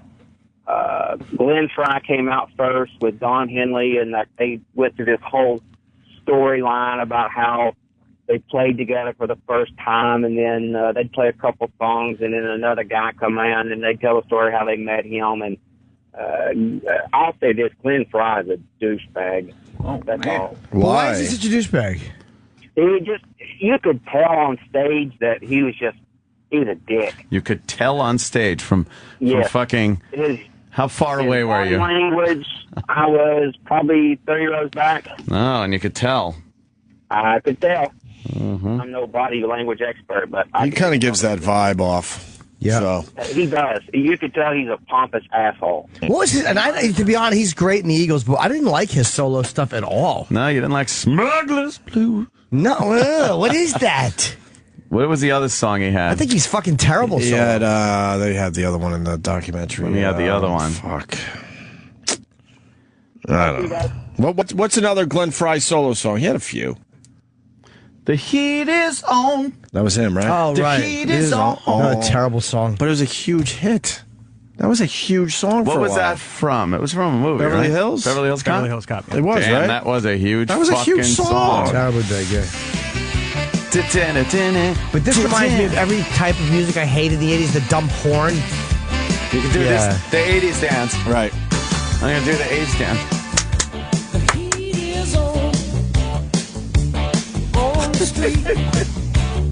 Yeah, this was a big hit in the 80s. Sure was. Let's go to Danny in Jersey. Danny. Yo. Hey, buddy. Hey. Hey, listen, I didn't know if you're done kicking Erin Burnett around, but she kind of omitted a good clip of Obama when he appeared on The View, using the word mongrels to describe African Americans. Obama used the word mongrel? Do we know this? Yeah. Yeah, I don't know if you could look it up. I saw it on a great website that I go to. What site is that, sir? That's not too bad. It's actually just a conservative site. Yes, it's a conservative site. I've never heard this clip, so Obama used the word mongrel. Yeah, he said, I don't know verbatim, but he said something like there's sort of a mongrel society or sort of a mongrel something. But you should definitely check it out. Can I see that clip, Charles? Thanks. Yes, before you're fired. The big Glenn Fry song is The One You Love. What's that one? I don't know. Sarah, who's this? Glenn?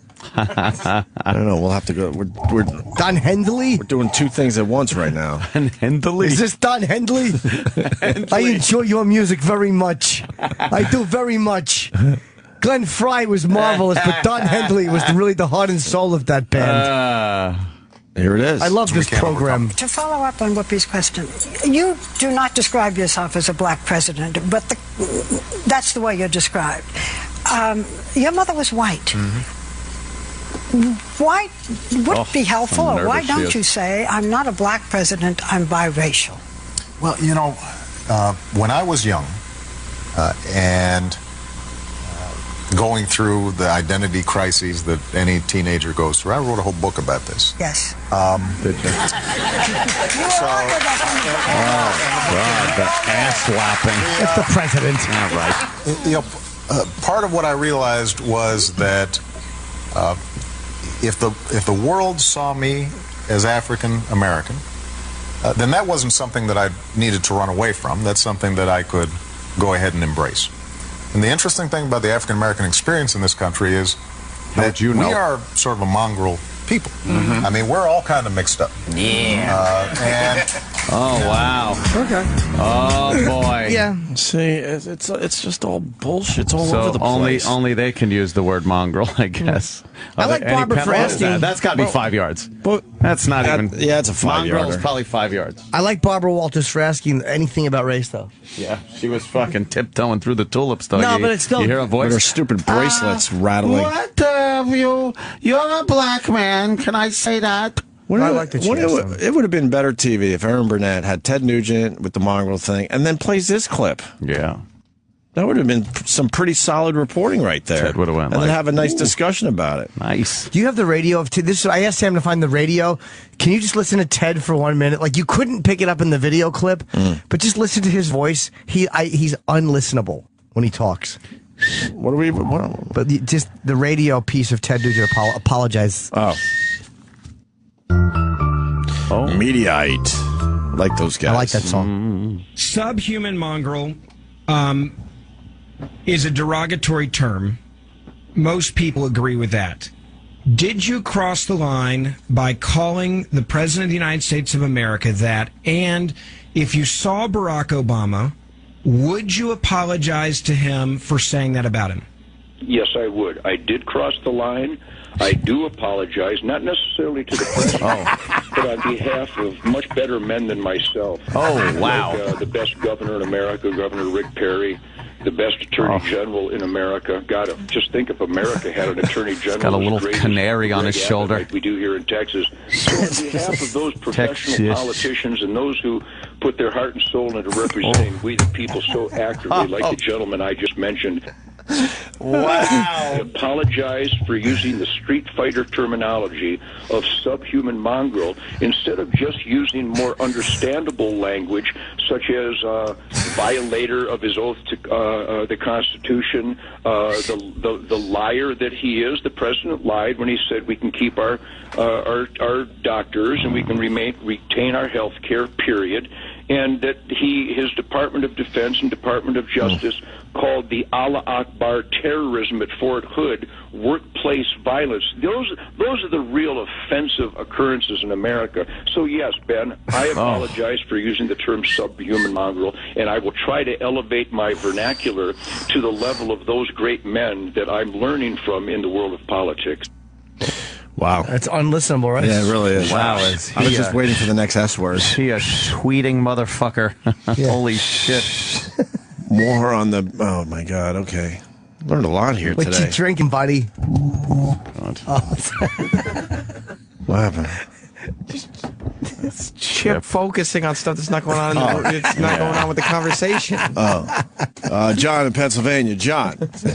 Hey, I don't know if you knew, but Nugent, I think, was the one that told her to bring that clip up of The View. That was his suggestion to the show. Wait, he did? Yeah. He said, I thank you for playing that. Wait, no. Did he ask during that interview last night? No, they kind of prefaced it by him saying, oh, the reason I'm on here is, like, I told you to go grab that clip from The View, and they actually did. You know, so he was, like, thanking her for actually getting that. Also, wait, so they played the View clip last night? Yes. I did not know that. Yeah, and also there's another thing. I mean, it's off. I guess it has to do sort of with this, but Nugent also brought up how the CNN won't even mention or name Richard Pryor's best-selling records. Just because of the names. Yes, I did a whole blog on that when I watched the Bio channel, and they actually blocked out the word nigger in bicentennial nigger, and that nigger's crazy. Which, hey, look, that was 75 or 74 and 76. They were two brilliant Richard Pryor albums. That's what he called them. That's what that genius decided to call his records. And taken in context, how could you find that offensive? So weird. It's crazy. All right. Bye, guys. All right, Bye-bye. thank you. The language in this country is just getting ridiculously Especially since weird. Since bicentennial nigger was sarcastic, right? And it's a fucking like dripping with contempt, and to take that away because you think it's a dirty word is such a removing the statement of what this artist had to say. It's really enraging, really annoying. All right. Weird place we're at with fucking language here. I can't even say fudgesicles sometimes. Oh, you can too. I've said that many times. You know what I say? What? Get over it. Get over it. Yes, they do. They continue to prove why they were the first supergroup. It's going to be good. Oh, yeah, it's going to be great. Wait. It's going to be great. What happened? Glenn Fry saying making out? They just tell me this Mad magazines. What song is that? Making What do you mean out. I don't know what? I don't know what song it is. You brought it to the show. I don't remember. I don't remember. I don't want that stuck in my head. Making out. Oh, too late. I don't remember it. I'm sorry. I just somebody tweeted it and I said it. Woulda, coulda, shoulda been making out. I tell myself I Making out. coulda, woulda. Wait, I don't remember it. Right, enough of that. Yeah. It's going to hit every fucking landmark of New York Right. City in one Cares. night. So he just wanders around. Yeah, the city. What's he doing? Where is he going? He's cruising. He's just cruising with some cock. Exactly. Yeah, he's going to a movie theater. He's just cruising around. Most people have somewhere to go. Right. When they're out in the city. He's going to get blown by some guy who won't pay him. Then he'll see Ratzo Rizzo. Yes. All right. We should promote that Robert Rodriguez will be here. Yes. In a little bit. Promoting From Dusk Till Dawn, the series. The series? Oh, wow. On the El Rey channel. He needs to... What's the El Rey channel? Huh. What the hell is that? Just another fucking channel. Find out. Huh? We'll find out from him. And maybe some 90 Day Fiancé talk as that show is officially over. I saw the final episode, yeah. And how was the Hulk Hogan coming back to the WWE thing? Boy. Was it a bust? Oh. We hate talk. We hate talking talk. wrestling on this show, but we might have to talk for a few minutes about it because. And don't worry, it's Hulk Hogan stuff. Well, that's why we have to. Yeah. Was it great? Wait, no, we'll talk about it. Hulkster transcends wrestling. We'll talk about it after the break, and then we got another vomiting shit ship. What's that? There's another vomiting / shit ship. Oh, You should have said, what's that? What's that? See, it's shit ship. Ship. Sam's over there drinking peas. Oh. Stop talking about the drink. Nobody's talking about that. Hulkamania. Oh, boy. There's a remix of the song with Jay-Z. With You Belong to the City? Yeah. Jay-Z in the city. Yeah. You belong to the city. That's right. Yeah. City belonged to me. Oh, God. Boo. There's no way there is? No. What? How did he ruin this song? This wonderful Glenn Fry. Oh, no. He covers some dumb songs. No, wait, hang on. Let me... He sped it up a little bit, huh? Oh, no, there he is. Really thirsty. The big. Walk a big. Yeah, it's true. What's he acting? Oh, God. Yeah. Well, in one of their songs, they say, and now you find yourself in 82. Right. So that's when it was. So it's longer than 30 years. 32 years. 32 years. I got some math skills. 82. Oh, yeah. 1982. First Supergroup Asia had a few monster That's hits. this song. Yeah, he literally said that as you were saying. In one song, he says. One song, it was this song. Okay, very good. Their new song is called what? Valkyrie. Yeah, I knew that. I was just making believe I didn't. You're a big Asia fan, right? Of course, I knew. It was for the listeners because they're asking. So that was my way of just including them in the discussion. So, easy. Whoa. Oh, we're getting through the commercial first? Okay, Yeah. we can do that. You could turn the audio off. Commercial. Why? Give them the free fucking commercial. Why? Because we don't have commercials on. Yes, we do. But now people think we have cool sponsors. Because we have Honda. companies. Right. Honda. Valkyrie, official video, new studio album coming soon. Oh, good. Valkyrie. What? I don't know. Contrived fucking name. What? A lot of bands kind of like using words like Valkyrie and stuff. Do, right?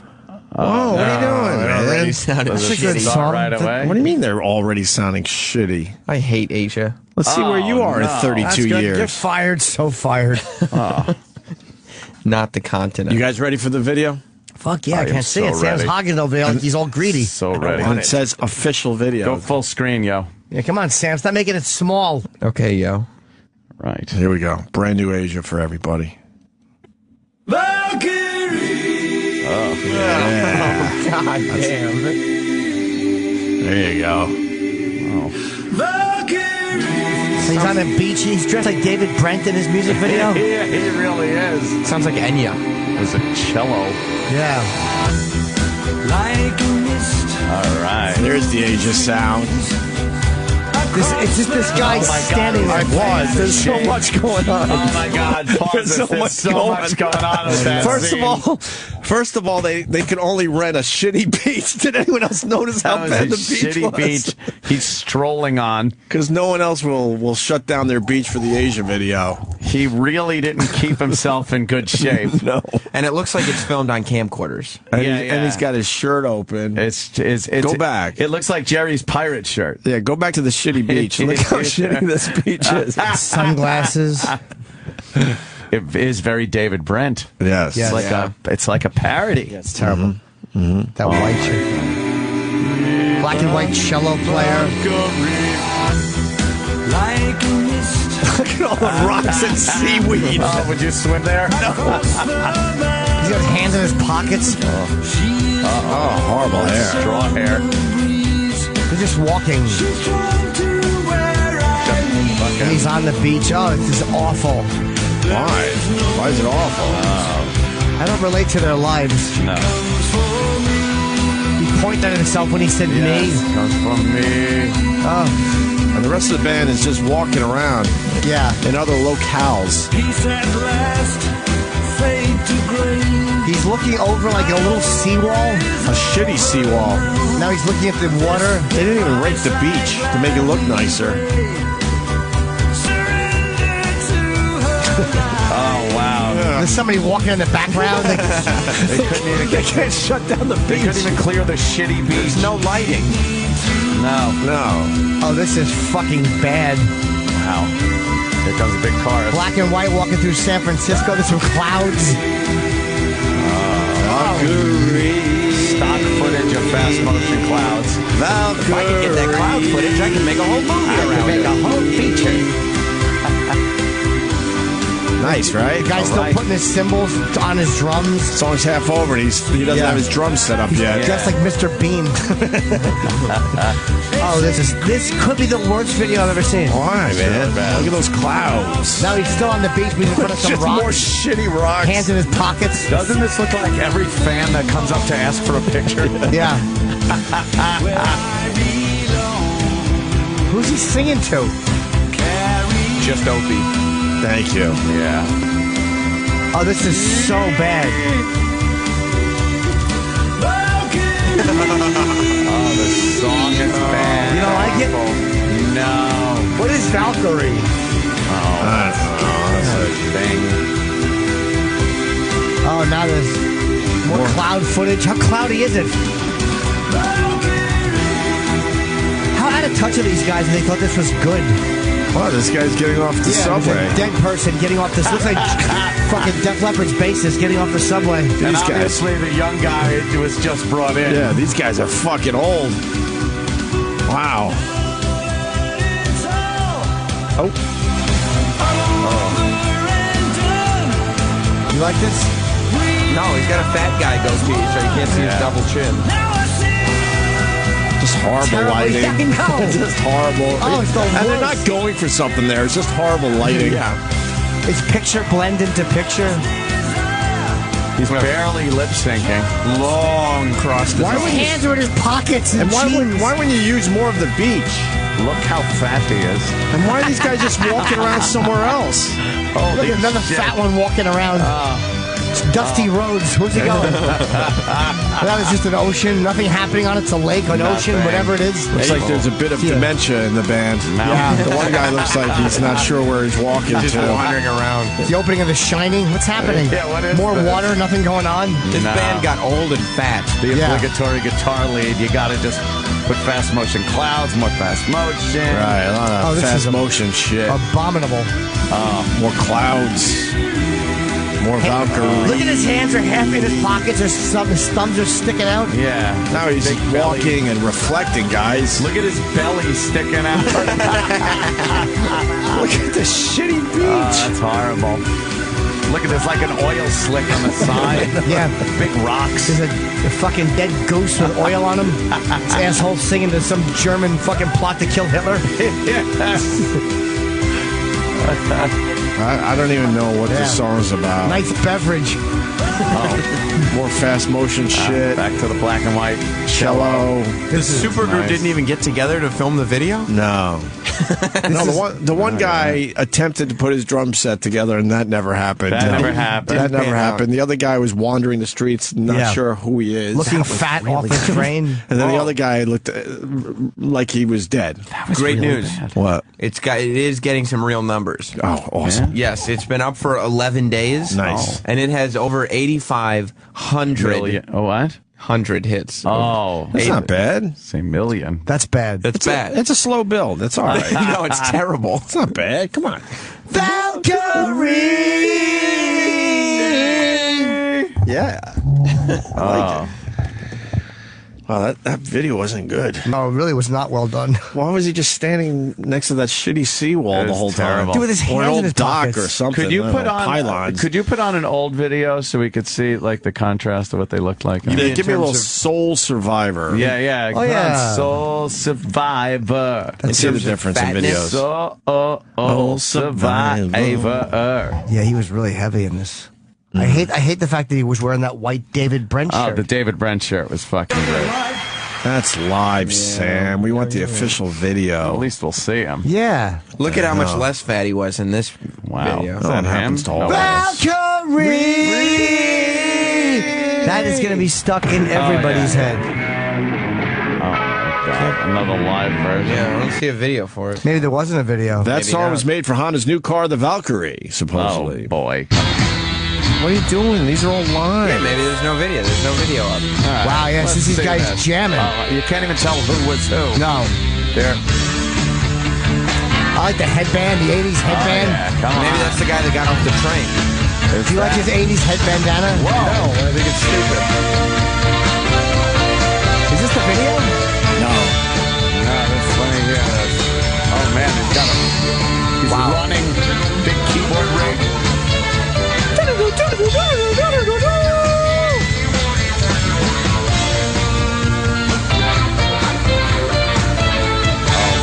This doesn't hold up.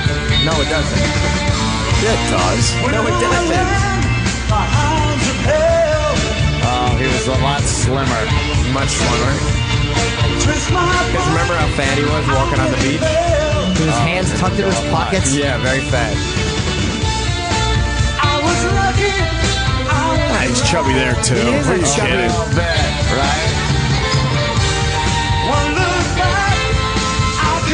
Big square microphone. He doesn't go up.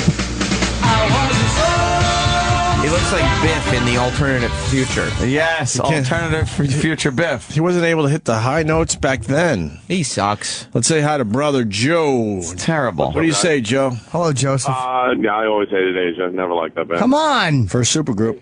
They were awful. Supergroup. The writing was terrible. Supergroup. Everything about it was horrible. Soul Survivor, Solitary. You got to give them respect. If they didn't invent the supergroup concept, you wouldn't have other Really? supergroups. True. Exactly. That's true. That's about all. That's about the only thing that they did that was worthwhile, in my opinion. But you guys did. You guys see you two on Jimmy Fallon the other night? Oh, I did. The one where they were on the roof?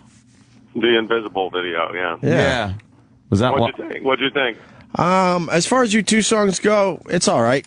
I like it, but I don't know. I think it's missing that cool hook that the U2 has been doing lately. I hope they had a permit to be up there. All right, Chip. Calm down. I think they're doing. I think they're screwing up in that they're not taking the right track and putting it out there. Invisible, as far as like single, sucks.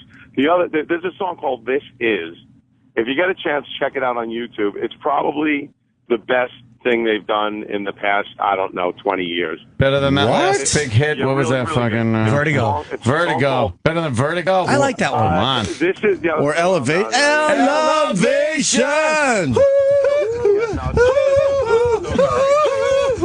Oh, you guys are good. Fuck yeah, they're good. This is real good. Ordinary Love was all right. We're in the midst of learning all that crap. Ah, what are you learning it for, Joe? Well, Ulysses on the 8th, we're nice in the city again. Yeah, downtown. Invisible, it's all right. I don't hate it, but I wasn't that impressed. You know, Bono said one time he was talking, said in an interview something like if they have two bum albums back to back, and we know what No Line on the Horizon did. If they have two bum albums back to back, they're going to pack it in. Really? Which would probably be the best thing for us.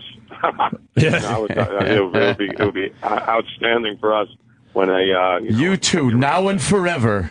Yeah, I think they're going to be around for a little longer. Yeah, I don't. I want to hear this. Stay on the phone, Joe. It's called This. Yep. What is it called again? It's a song called This Is. This Is. I got it. This Is Asian cover. I don't know what that means.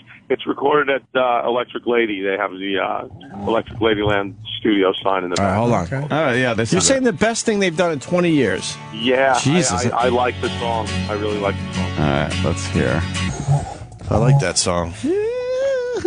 It's no Valkyrie. Valkyrie. It's no Valkyrie. It's no Valkyrie. Oh, man. What? Maverick. Very bad song. It's not a bad song, man. You enjoyed it. It's fucking... They're Valkyrie. still doing it, man. Tanks. They're not doing it. They're still doing it 32 years later. Now, that's a song. And the band is tight as ever. You can tell by the video. They're not even in the same state. That's how tight they are. They don't need to be on the beach together. They got things to do. They know where they're at with their relationships. They can't even be on the beach together, yeah. No, man. That guy's like, look, I'll walk the beach. You go fucking... You try to put your drum kit together. You go to the train. Yeah. You just go to the train, walk around. We're all good. And the young kid that wasn't even born when we were actually first playing this stuff, you just walk down the sidewalk. Right. Yeah. We need some youth in our video. Yeah. They couldn't get one. They couldn't hire one girl. They couldn't get one. There wasn't one chick in the video. They couldn't get a rake to rake up the seaweed on their shitty beach they were able to find. Throw some rocks away. Right. That one person wandering in the fucking shot that they had to use. Who wanders into your camera shot and you don't just redo it? It has nothing to do with the video. No, it's good. It will look like there's things happening. Right. Normally they retake that stuff? They were losing. Yes. They were losing light. Boy, were they from the beginning of the video. Right. Yeah, and then they were like, "Oh, we lost light. Well, we're going to shoot anyway." Doesn't matter. Finish it. They gave themselves an hour to film their video as the sun setting. It was filmed in real time. Right. What do they call it? The magic hour. Yes, they the decided magic hour. Their new video needed the magic hour of light, natural light. I think that's what it's called in the business. I don't know. Joe, where'd you go? Yeah, I dropped the call. The call dropped. I'm driving my daughter to school. I like This Is, and you know what? I don't know this album yet. I'm getting lazy because I'm a big U2 fan. Yeah, Always have been. No Line on the Horizon didn't do what they expected or anyone else expected them to do, especially with the with the 360 tour being as large and huge scale it was. It just didn't do what everyone thought it would do. Right. Two songs came off that, Magnificent and Get on Your Boots. Those were the only ones that those really aren't like play, and they weren't huge hits. You know? No, I didn't like Get on Your Boots. Elevation. Well, we'll be doing Elevation at Ulysses, downtown Manhattan, on March 8th. Nice. We have obviously March is huge for us. It's St. Patrick's Day. We're heading down to Fort Lauderdale. I'm playing a whole bunch down around Baltimore, down at where Looney's. Two times, two different Looney's down in Baltimore on the 17th. On St. Patrick's Day, and but for the local people, the March 8th thing at Ulysses is going to be quite huge. We've been like capacity in that place every time we play it. Nice. Round up, stop down, man. The band is 1,000 times the last time you saw it. The last time you saw it was probably at BB King's, right? Yeah, I gotta see you guys. It's been way too long. Joe's U2 band is ridiculously good. Fucking great. It's unbelievable. Not U2.com, still video. Not U2.com. Very good. All right, man. Thanks. All right, Joe. We'll see you soon, buddy. I'll see you Saturday, Ann. Cool. There's a Glenn Fry cover band. They do like the solo stuff. Get over it! Oh. And they're performing in Pittsburgh this Friday. What? Oh, That's true. Really? I don't believe that. It's at the Carnegie Music Hall. Big bunch of Glenn Fry and Eagle covers. Mm-hmm. Yeah. I do all the instruments myself. We got more info on the U2 song that Joe just turned us on to. Oh. Sean in Brooklyn. Go ahead, Sean. Hey guys, what's up? Love the show. And there was a group back in the '80s called Aslan. They're from Ireland, and that was the name of the album and the main song. Is it the same song though? Because sometimes. Absolutely. Really? Absolutely. I just googled it. Yep. How do you spell the name of the band? ASLAN. ASLAN. I've never heard of these guys, and they have a song. All right, I want to hear if. So you two's doing a cover. Yeah. How do they get away with stealing this song like that? It's a cover, Sam. Man. There's a difference, Sam. It's a cover. That's a big difference than just stealing a piece of a song to fill in between going, yeah, yeah. Oh, let me see this. A little bit.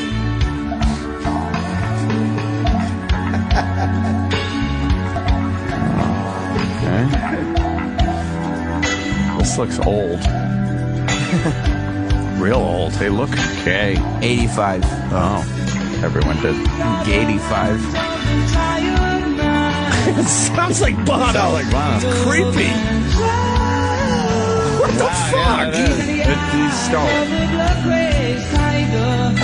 Staring at the maddening crowd. This is the face of a teenage mother. This is the child she How fucking weird is this? That really sounds like.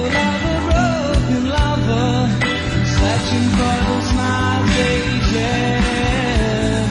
These are the feet of a No, that sounded a little squeeze-like. and in this book of Sean, thanks, man. For real. Holy shit. Sean in Brooklyn with a nice find. And that was Edge. That's pretty cool.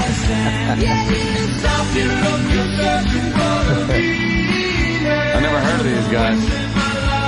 No one else did either.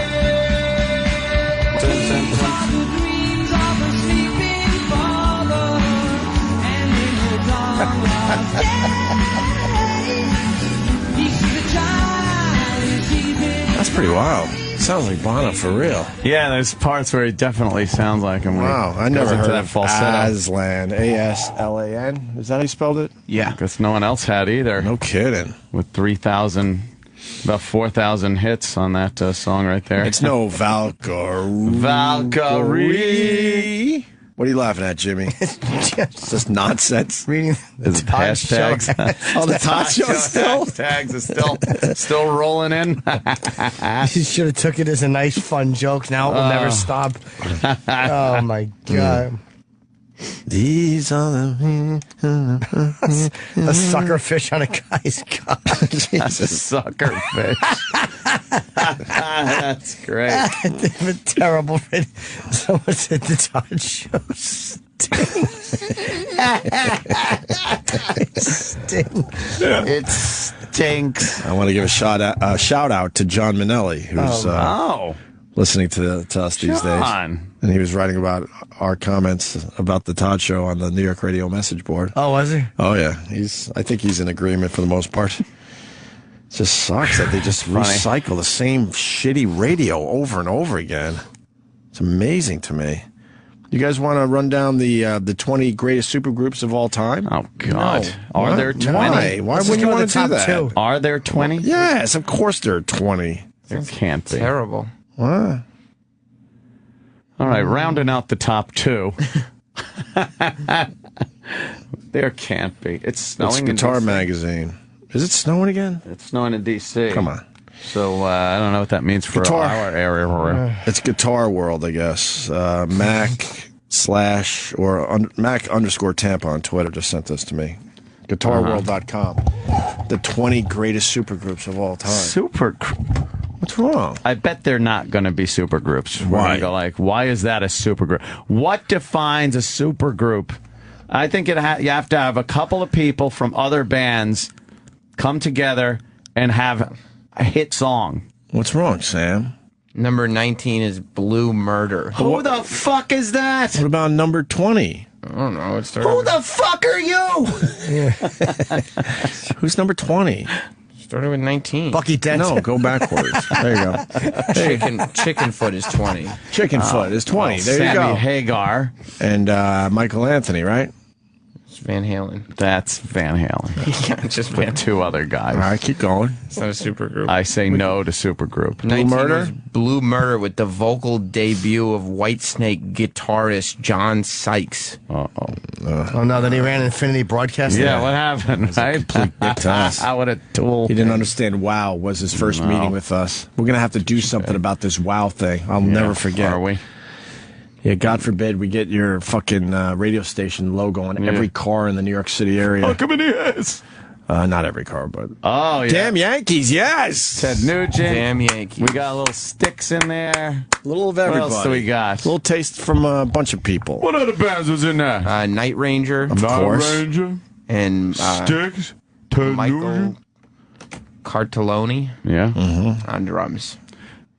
Keep going. All right. Doesn't have to take forever. Right there. Them Crooked Vultures, of course. Yes, of course. Keep going. Okay. Fighters. Black County Communion. What?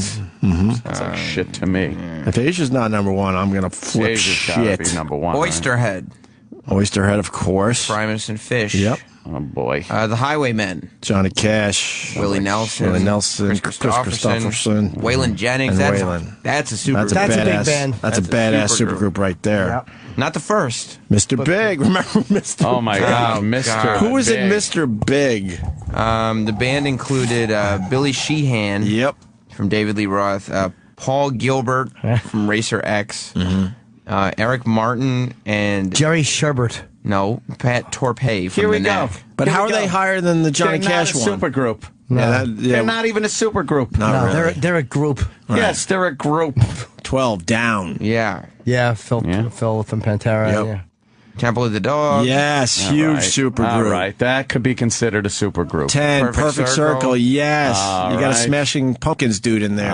Asia's number 9. Oh, man. Oh, fuck. And it doesn't even say in the description. Description. Yeah, it doesn't even say that they're the first. They didn't want to insult everybody else. That's crazy. Everyone Weren't they just the knows. first to do it? They didn't. Yeah. You don't like that they're number 9? No. Get over Shit. They're very old. They didn't want to rub it in. You know, everyone just knows they were the first supergroup. Look at this asshole. Look how old he is. He looks weird. He's the one that was wandering the streets. He's the freaky looking guitarist guy. Right. All right. Go ahead. The Firm.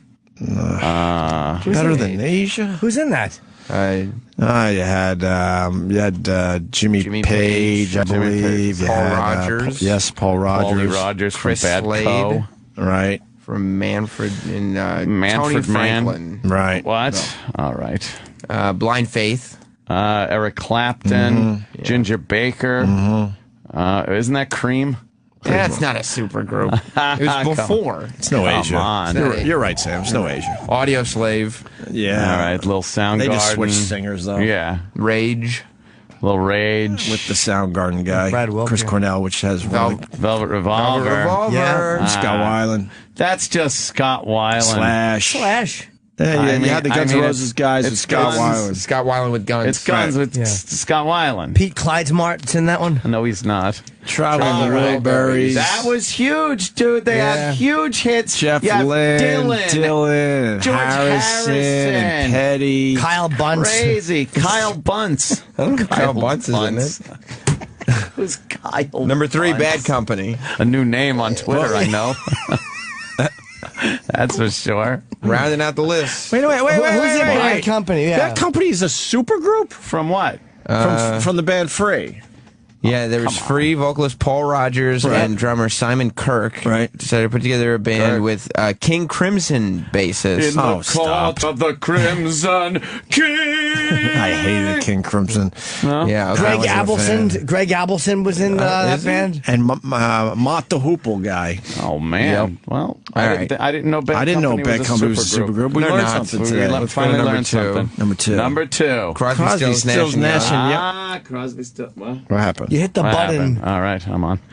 Crosby, Stills, Nash and Young Yeah. came And then- from Well, there was Crosby, Crosby, and Stills, Stills. Crosby, Stills, Nash, and then and also Young. Young. Is that Neil Young? Yeah, you got Yes. Neil Young, and then you I don't got know if fucking Stephen Stills was in Well, David Crosby was in Birds. I know Birds. that. In Graham the Nash Birds. was in the Hollies. Graham Nash was in the Hollies, right? Steven Stills was Buffalo Springfield. Buffalo Springfield. Not the first supergroup, though. Not the first. No, I don't Number think so. one? What's number Let's go to one number now? one. It's got to be Zeppelin. Come on. It's Cream. Cream. They were Strange Brew. They were Look what's popular. inside. Again, Clapton, Ginger Baker. But then who are the other guys? Nobody's really. Jack Bruce. Oh, Jack Bruce. I have. And Fred Appleton, I think, was in this one, too. I have major problems with this list. Well, I what's did too. the first problem? Asia should be number one. Asia should be number for one. inventing the concept. Yeah. Valkyrie. Valkyrie. That song stinks. Yeah, it's not good. So bad. As opposed to good. Shit. We have time for Hulk Hogan before the break. Yeah. Before we get ready yeah. for Robert Rodriguez. A lot of excitement last night. So Hulk Hogan has made his return to the WWE. What the fuck is the WWE doing? I don't know. How long you think he's going to be around for? Well, he's coming back for WrestleMania. You I'm think the afraid. Ultimate Warrior will be back Well, You must have been psyched, Sam. to fight him? I don't know if they'll fight, but Warrior's going in the Hall of Fame this year. Oh, God, the Hall of Fame. You- For what? Are you a big? Are you still a Hulkamaniac? In my heart, I am. Remember when the Warriors' makeup would all come off by the end of the match? That's how you know it was a hard-fought matchup. Oh, yeah. Yeah, but Hogan is based on the promo that he did last night. He did nothing, and he's obviously just back to push the network. Yeah, but it's so weird the way he responded when they complained. What did he say? Get over it! Fuck. Maybe we should tell the Todd Show to get over it. Yeah, exactly. Instead of really being vicious. The hashtag the Todd Show is still going strong. Oh, yeah, it is. We haven't forgotten. We just got to move on to other things for now. That's making me laugh a lot. I know. They're just coming in a lot still, huh? Oh. Let's see the big return of Hulk Hogan last night. I am a little worried that they're gonna move this into him wrestling again. Do you think he should? No. Why? He's beat up. He's complete. You could see him when he's walking. He's in the broken, ring. right? His knees are all fucked His up. back from is dumb leg destroyed. drop. Yeah. Make it big, Sam. With the return of Hulk Hogan. Did they know he was coming? This was a big deal last night. Oh, he's got his song. Look at him, he's doing his Hulk dumb still shit. rules. Oh, he's got the feather boa. He's doing the ear thing. Hulk rules. Look at Hulk. He's got his bleach blonde extensions in. Yes, he's doing the little hand to the ear. Got the. Is he going to tear his shirt off? No. What? He doesn't tear the shirt off. No. Oh.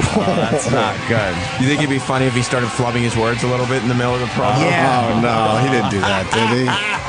Wait, what are some of the... What's this song? This song's terrible. That's his It's song. a real American. I am a real American. Fight for the What's that rights of every song? man. Yeah, I am a real American. It says, you got to take a stand. It don't hurt to hide. It's a good song, but it's no Valkyrie. Well, that's true. There should be a wrestler named Valkyrie. I can't after wait to that see him song. do a big angry promo. The rips in the back of his shirt. The stairs up to the ring have one of those little seats with the motorized that he comes around to get into the ring. Like Tony No, they Soprano's don't. mom used to. Yeah, exactly. Shut up, Chip. He's in the ring. Oh, my God. This is where he tears his shirt off, but you're saying he's not going to tear the shirt off. Hulk does. Oh, yeah. By the way, Mr. Oh My God is in here on Friday. Oh, wow. That's true, yeah. He's using a hurricane. It stands up on its own. He did get a big standing ovation, didn't he? Yeah, when Hogan returns to WWE, it's a big deal. How long's he been gone? I think 5 years or so. Are they going to play the clip when he cries because he can't see his doggy from the boat? Glasses. To that today. It looks very 80s. Oh, It does, doesn't it? Thunder lips. Thunder lips, yes. Oh, this is so much fun. Baby. Well-deserved ovation. Hulk Hogan's home.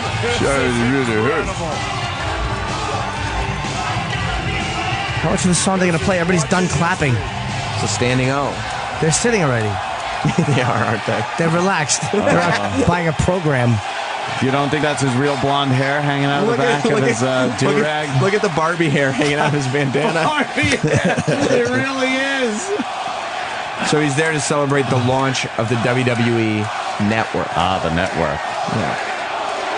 Oh, no, I hope he doesn't start talking a bunch of smack. Uh-oh. Well, let me tell you something, brother. Whoa! And then he stops. Applause break. For get what? the applause for saying, that's his thing. But who's let he me talking tell to? you something, brother. Everyone. That's his catchphrase, though. Is he going to do the read for Rent-A-Center here? Does he do that? No? Everyone all around the world in the WWE universe, and especially as my witness, right here in Green Bay, has Wisconsin, returned. brother. Yeah, brother. That tonight marks the turning point of my career. Oh, really? I am officially the turning home, point. brothers. Oh, he stumbled. You know, 30 years ago, Oh, boy. I was part of something very, very special. A marriage. Something that turned into a global phenomenon. The first ever WrestleMania. Oh, I remember that. Oh, the applause is getting less. Yeah, right. We don't You know, care. history was made that day, and history's being made right now with the launch of the WWE Network. That's why history is being made right here with everybody in the WWE universe. Oh, my gosh. Oh, wow. That's so funny. They edited this. This must be an international feed of it. Oh, Oh, no. really? Because last night he came out and said, with the launch of the WWE Universe, because the WWE Universe is launching the WWE Network, which is being launched by the universe. Ew. Wait, we got to find that clip. Yeah, this must be an international, Oh, Sam, this was your only job. Sam. This is it. That's the only reason we're playing this. Well, he continues. The applause are really getting low now. Lower and Yeah, lower. yeah, they're just They waiting for the next really don't match. want to hear this. Who's fighting next? It was like, all right, that was fun for 2 minutes. fickle. Now who's fighting? Yeah. Right. They give him this giant ovation. He starts talking, and they're like, maybe They were the like- Hulkster wasn't all that great. They thought there was going to be like a storyline happening, or he was going to call somebody out or something. Right. Yeah, Just you kinda- and me gotta wrestle this out. Yeah, exactly. And he Hey, just- brother. Someone should come running down the ramp, dive under the ropes, and just tackle him and start pounding him in the face. And then people would be like, ah! But he's like, just, and make sure you pick up your action figures. Yeah. Tip your servers. All .com. right, we don't have to play the rest of it. Is wanna there anything hear else it. in here? Yeah, it's the Hulkster. I want to hear the And Hulkster. I'm proud to say my Hulkamaniacs were a huge part of helping launch Your the Hulkamaniacs are WWE Network. 40 years old now. Is he rock a Hulkamaniac? Oh, big time. Oh, yeah. I've been walking around like That a means proud fat. Papa Jack. Did he see this? That the Yeah. then and the He's now out of breath already. and the Yeah. future Yes. of the WWE is going to be immortalized. Immortalized. I can watch great matches with the living is out of breath. Bruno Sammartino. I can watch the Heartbreak Kid, Shawn Michaels. I can He's watch just shilling. Yeah. 316 Stone Cold Steve Austin. Oh, man. What about Bob And I can Backlund? watch The Rock, Jack. But the most big deal. important thing is the then and the now and the future of the WWE Network. Oof. Bad, And right? The future of the WWE Network is WrestleMania 30, brother. Everybody's just trying to applaud because he's the Hulkster. And Every time he stops. It's the turning point of my career. And I'm so happy Can he to watch the finally Macho Man? be back home. No. I've got another huge announcement. Why not? That I Macho Man's am dead. the official host for WrestleMania 30, brother. Oh, these fucking mutants. And I can watch the Big Boss Man. So in closing, I've only got one question to ask you, maniacs. I know what it's going to be. What you gonna do? Oh. What you gonna do when Hulkamania, the WWE Network, and WrestleMania 30 runs wild on you, brother? Damn. Oh, now You think he knows that flexes. stunk? Now he flexes and he does his hand thing to the ear. Oh, this music is terrible. That was horrible. Do you think he knows that stunk? Come on, No, I this is think he great. probably thinks it was awesome. Da, da, da. He went backstage and they were like, man, they loved you, Hulk. I want to hear the flubs. Yeah, exactly. Yeah. We want to hear the flubs. I just got a... They loved you, Terry. What a great job. They loved you, Terry. Just like the old days. Yeah. You know, brother, it felt like the old days out there. You know, and I saw my little dog from the boat at a house I couldn't even stop at. You enjoyed that? I loved it. I basked in it. So, it's one of the greatest clips. Oh, it's fantastic. They weren't allowed to touch a dog or you'd be breaking some fucking law. Hey, Sam, so the WWE Network, you could just see all these old matches and wrestlers, right? Fuck yes. For example, Crazy. like, I don't know, Chris Benoit. You can now just see all his great matches. I don't know if on the WWE Network. That's kind of cool. Should we? You think they're going to include him? I don't know. Like, Did you join already, Sam? Oh yeah, dude. I was watching it all day yesterday. Your whole collection is fucking shit. That's it. All your videos now mean nothing. Why would you watch all day? No, I wouldn't watch ever. Look at this. Look at what it is. We just turned on the network and they're showing the Shockmaster. The Shockmaster. Go through the wall. You're not gonna watch this all day. Oh, you can't find what you want. You have to. No, it's both. It's a live network and it's... Let's watch the Shockmaster. Control of his bedazzled stormtrooper helmet. This just happens to be on right now. Come on, you want a piece of me? We'll see you at the Fall Brawl. Until then. It's just a glittery stormtrooper mask. Make it to Fall Brawl. That's what he looked like after. The shocking one stumbled out of WCW for good a short time later. Oh, man. His legacy, what a however, bomb. hasn't faded away one bit. In 2009, the Shockmaster got a tribute of sorts from DX.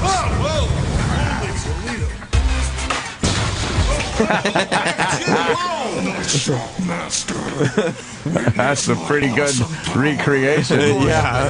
Do you think that was embarrassing when it happened? Oh gosh, it killed his whole thing. That was great. It killed his entire gimmick.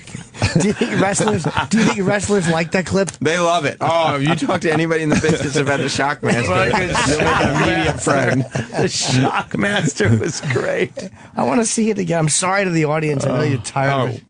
Oh, what? Oh, Chris Benoit, where is he? No results were found. Well, you spelled Benoit. That's how it's spelled. Oh. Wait, they just... Why wouldn't they have him in there, though? I mean, They have him. I think it's just not searchable. Try this. They wiped him from the history of Put the in, WWE. M. U. Okay, U. R. R. D. Okay, D. E. R. E. R. Oh, I know what that spells. What? Oh, I'm not. They don't have smells mudda. Oh, see. Oh, wow. Yeah, no, they have him on there, but you can't. Shockmaster. Oh, look at this, dude. You can get all the Shockmasters matches. Wow. Nice. Look at all the It's amazing. Shockmaster stuff there is. What do you got, Eric? You came in. You got this? I guess you can't search for Chris Benoit, but anything that does have him in it has a disclaimer at the beginning of it. That this guy's an asshole right here. for killing his family. This guy killed his family, and we don't condone killing of your family. The following program is presented in its original form. It may contain some content that does not That's reflect... every program.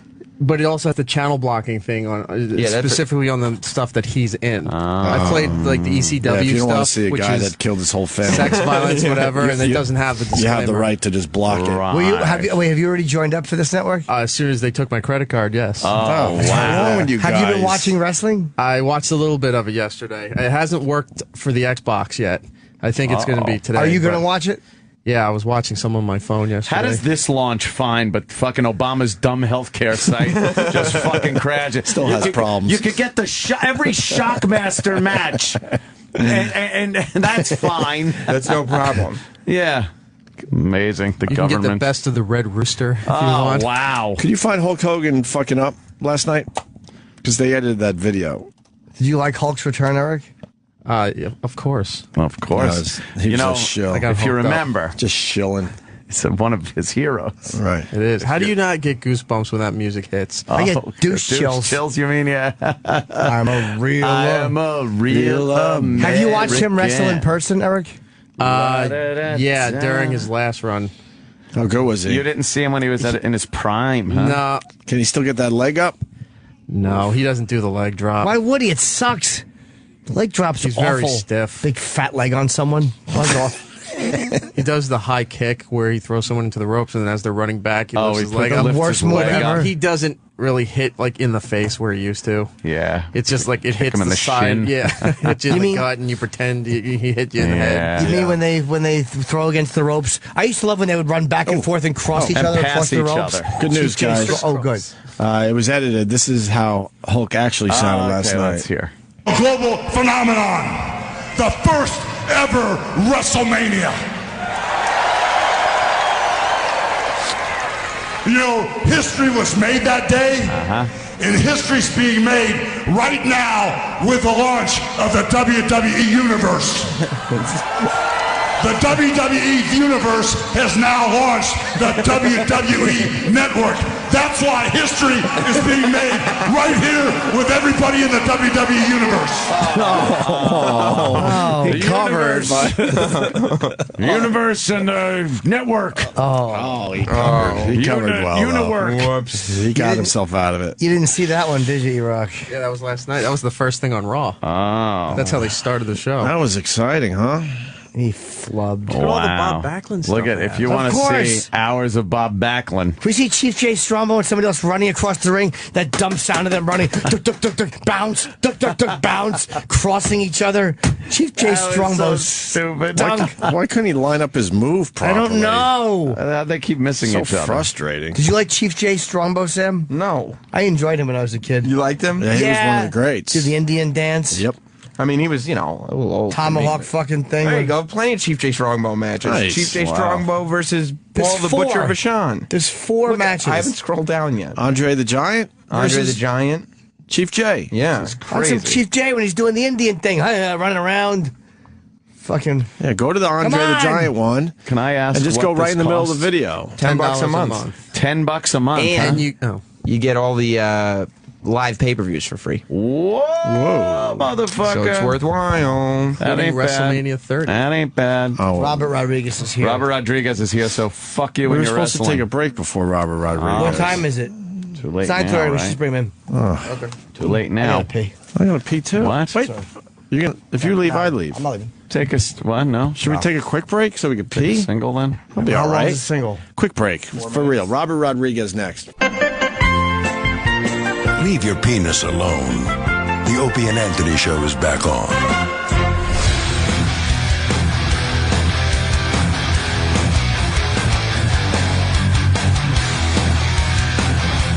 Got Robert Rodriguez making his way into the studio. Yeah, get him Come on in, Robert. Yeah. They Come send on me in. That NutriBullet, I'm throwing it out. Hey, there he is. What's up, Robert? Take a seat.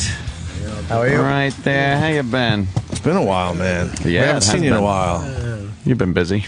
A little bit, right? You're a working guy. Working writer, director, editor, music guy, everything else. How did you launch a network? Man, it was tough.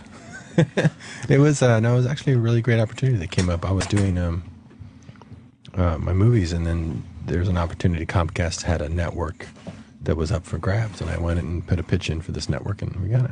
Wow, that just seems like That let's seems put like- a pitch in for a network. It seems like a lot of work. Who wants to work that hard? It's fun. It's fun. I mean, Is it? Yeah. You have a direct pipeline right to the audience. Exactly. What's your vision for it? Like, what are you going to include? Well, I wanted the network to be just built from the ground up and be really, curated. So we have, like Quentin called me the other day. He said, "Man, I was looking for something to tape, and I thought, who's showing Starsky and Hutch?" And I looked it up, it was your network. And then tonight, I hadn't seen that in forever. Then tonight, I'm taping all of them. And then tonight, my favorite two kung fu movies are on: Avenging Eagle and Chinese Boxer.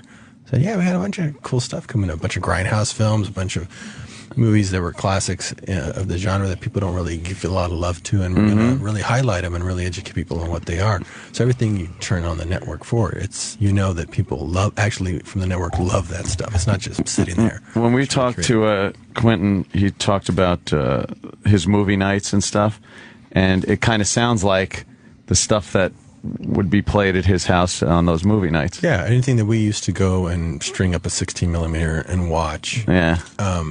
And go point out where these other movies came from. It started with this one. This is the kind of stuff we're showing because it's not expensive, but that becomes your brand identities that you're telling people about these classic shows, cinematic television series that you're always fans of, like we have X-Files and Starsky and Hutch, Jim Cameron's Dark Angel right now. And then, classic films, cool films, grindhouse films, rarities. And we're going to have a double feature of El Mariachi and Reservoir Dogs, our first films, coming up pretty soon. Oh, nice, yeah. And then From Dusk Till Dawn, launching From Dusk Till Dawn, the series. The series, yeah. What's this about? Well, Quentin's never been on television. I've never done television. And we kind of held this back because we didn't really want people doing our shows on television unless we were really heavily involved, which probably never would be. But when you got your own network, then it's kind of like, there's no interference. You can just go make it however you want and whatever you think it needs to be and put it and let the audience decide, not a bunch of executives. So it's really, that's kind of cool. Really awesome. So you just think, got an idea, let's put it on the network, try it. The audience digs it, we'll keep it on. If not, we'll try something else. It's called El Rey. It's like Spanish speaking, or is it just aimed at a Latin audience? It's English language, but it's aimed, I want it to be sort of like an English language Hispanic network, but much in the way that when you see Desperado or Dusk Till Dawn or Spy Kids or Sin City or Machete, those are Latin films, but you don't think of them as that way because they're for everybody to watch. That's kind of what the network is. Isn't that where the Gecko brothers were going? They were going to Mexico, so that kind of draws. El Rey. They're going to El Rey. Yeah, okay. So it's called the El Rey Network. It's this mythical destination that you always dreamed about. Yeah, and they're trying to find all the time. Well, now it's here. That's cool. How is the series going to work? Because obviously in the movie, let's just say they don't both make it. We took the movie, and Quentin just has the best characters. You could populate the entire series with these characters and just have them riff in their way. And those characters were so memorable that rather than just do a new story, I thought let's relaunch that story and retell it in a completely different way. The whole season takes place from dusk till dawn, so it only it happens very fast, and it's relentless. It's about 10 episodes. And it retells stories with its characters in a completely different way. There's new characters that get added. Different things happen to the characters you remember, so it doesn't turn out the way you remember. Okay, but it is that same Dusk Till Dawn, that same night. It's that same night, but with different things happening. And you're seeing outside of the Titty Twister other places that are happening. Other places. Oh, okay. It takes like half the season to actually get to the bar. There's a lot more story involved. And did you have a little better luck with the set this time? We've had a great time with the set. Did not burn down last time. It burnt down or something. It was really trippy to go back to that set and restage things so that anyone who's a fan of the film will be surprised by what happens to who and how. And then about halfway through the season, it turns into new territory because it's really to reset it up for the next seasons that come and have a much deeper mythology into the sort of Mayan cult of this vampire type cult that we have. And you get like a series onto your own network. How do you get a network onto different cable outlets? Like Oprah even had trouble making her network kind of known. And how do you get it from now it's on Time Warner, but now it's going to be on DirecTV? And how do you get it on these things? Well, it started as being naive helps a lot. It started as a Comcast network, and then I could take it around as like a business and go to Time Warner and go to Dish and go to DirecTV and sell it to them. And that was going to take some time. But Univision saw that we were doing an English language Hispanic network, and so they wanted to be in that business. So they invested in us and brought with them their distribution, which they're distributed everywhere. So we'll eventually be in every place that they are. But this year we'll be in 40 million homes. Jesus, good for you. That's pretty awesome. Righteous. So people. That's why Quentin called me. He didn't even know he had me on his network. on his cable service. People might just go check because they probably already have it. Right? Yeah, because it's on the first tier of basic cable. So it's pretty exciting. So that was kind of why I wanted to launch Dusk Till Dawn, because I thought that would be a name that people recognize. Exactly. And would come look for it and discover the network, and then they would now have a connection to us and see all the other programming we're putting on. With Clooney and Tarantino doing the Gecko brothers in the movie, what was kind of your criteria for casting for the show? Did you want him to kind of be like them or a little departed? They just needed to have that star quality. We had to go really big with the casting. So everyone was so fantastic in that film. It set the bar really high, which was really exciting to go take even that the on. Small peripheral players were just fantastic. The poor son of a bitch in the liquor store. What's his name? Because he's great. Michael Parks plays Earl. Well, McGraw. he's the guy behind the counter. Oh yeah, that's John Hawkes. He ended up getting an Oscar. He wound up in so much stuff after that. Yeah. And every time I see him, still I go, "Hey, it's the guy behind the counter in Dusk Till Dawn." He was a kid from Austin, and he for a long time. Yeah. The guy who plays the sheriff in the Texas Ranger, Earl McGraw, that was Michael Parks. That's now Don Johnson. Don Johnson, and then you go and you get DJ Catrona as Seth Gecko, who's also someone who was right on the brink of stardom, and he came and did this for us. Found an amazing girl to play the Salma Hayek character. I mean, they were just big shoes to fill. No shit, yeah. And Robert Patrick to play the Harvey Keitel role. And oh wow, that's and a you great. expand the roles, and they get to do so much more than in the movie, and it's freaking cool to see. Do you have any not restrictions, but as far as language content, you just do whatever? Well, yeah, I think every network kind of has their own guidelines, and I have mine written around here somewhere. Where's my guidelines? Well, it's cable, so you can technically do what you want. It's just self-imposed for advertisers. Well, in the movie, you had obviously nudity and some good language in there. Yeah, this day and age of like Walking Dead and stuff, genre stuff like this, you can kind of do a lot. Yeah, that's true. I just thought with showing Salma Hayek's breast that we don't need to see that. That's that's the commercial. That hurt one the of film. the greatest dance scenes ever. That one. That's amazing. How great is it to not have to worry about ratings? Like you want it to do well, but it's your network, so it's like if it takes a little while to get going, you don't have to cancel it. You tell that to we're bringing Bob Orsi, who's doing a show for us next. He had sort of an espionage type show. He pitched me. He does wrote Transformers and Star Trek, and he has Sleepy Hollow on right now. But even he had trouble, with networks. He'd already done 2 pilots that hadn't gotten picked up. That's a big problem. A lot of networks order a lot of pilots to be made. They'll pick 2 to go to series. Everything else dies.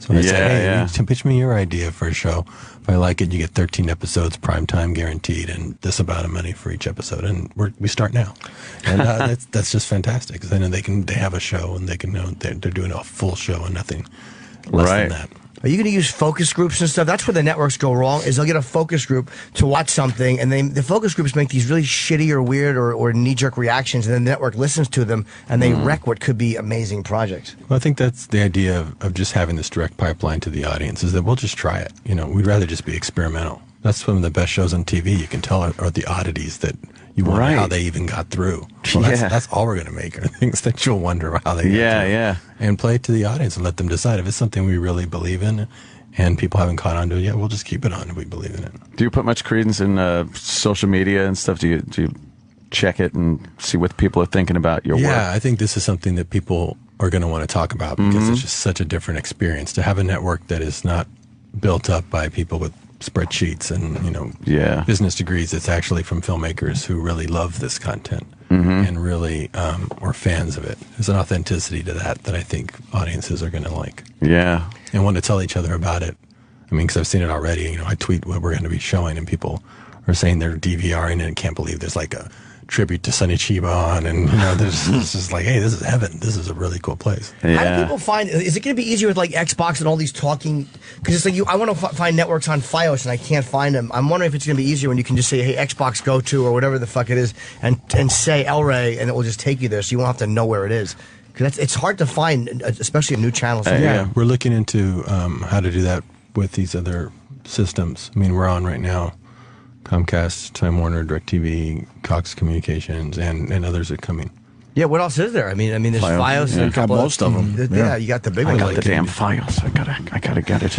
Son of a bitch! Call your cable operator. Give a provider, quick. Cable provider before March 11th. Call them, damn it! Now, are you going to be like go with Netflix and all that stuff? Because a lot of these networks don't want to do anything with Like HBO is too territorial that their stuff. So they have HBO Go. Are you going to have like your own app and all that shit that people can watch stuff on? Or is it like, am I asking you a question that's 2 years down the road? No, we're trying to figure all that out right now. But we're have deals that might be going pretty quickly with those that we'll announce. But we're still working on those. Is it bad that he's giving us this great creative description, and I go, what is the app going to be? I'm a fucking idiot. It's more important than, you're right on it. People want to consume things their own way, and you got to be there ready to give it to them that way. Your career has seemed to have been like this. You get an idea and just dive right in and do it. Well, it's not you, Jimmy. Oh.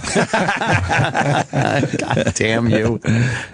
Somebody once said, I don't think he knows knows he's not supposed to be able to do these things. He just goes and does it. And you kind of figure out, oh, I didn't realize it was a big deal. Have you pulled back on doing that at all?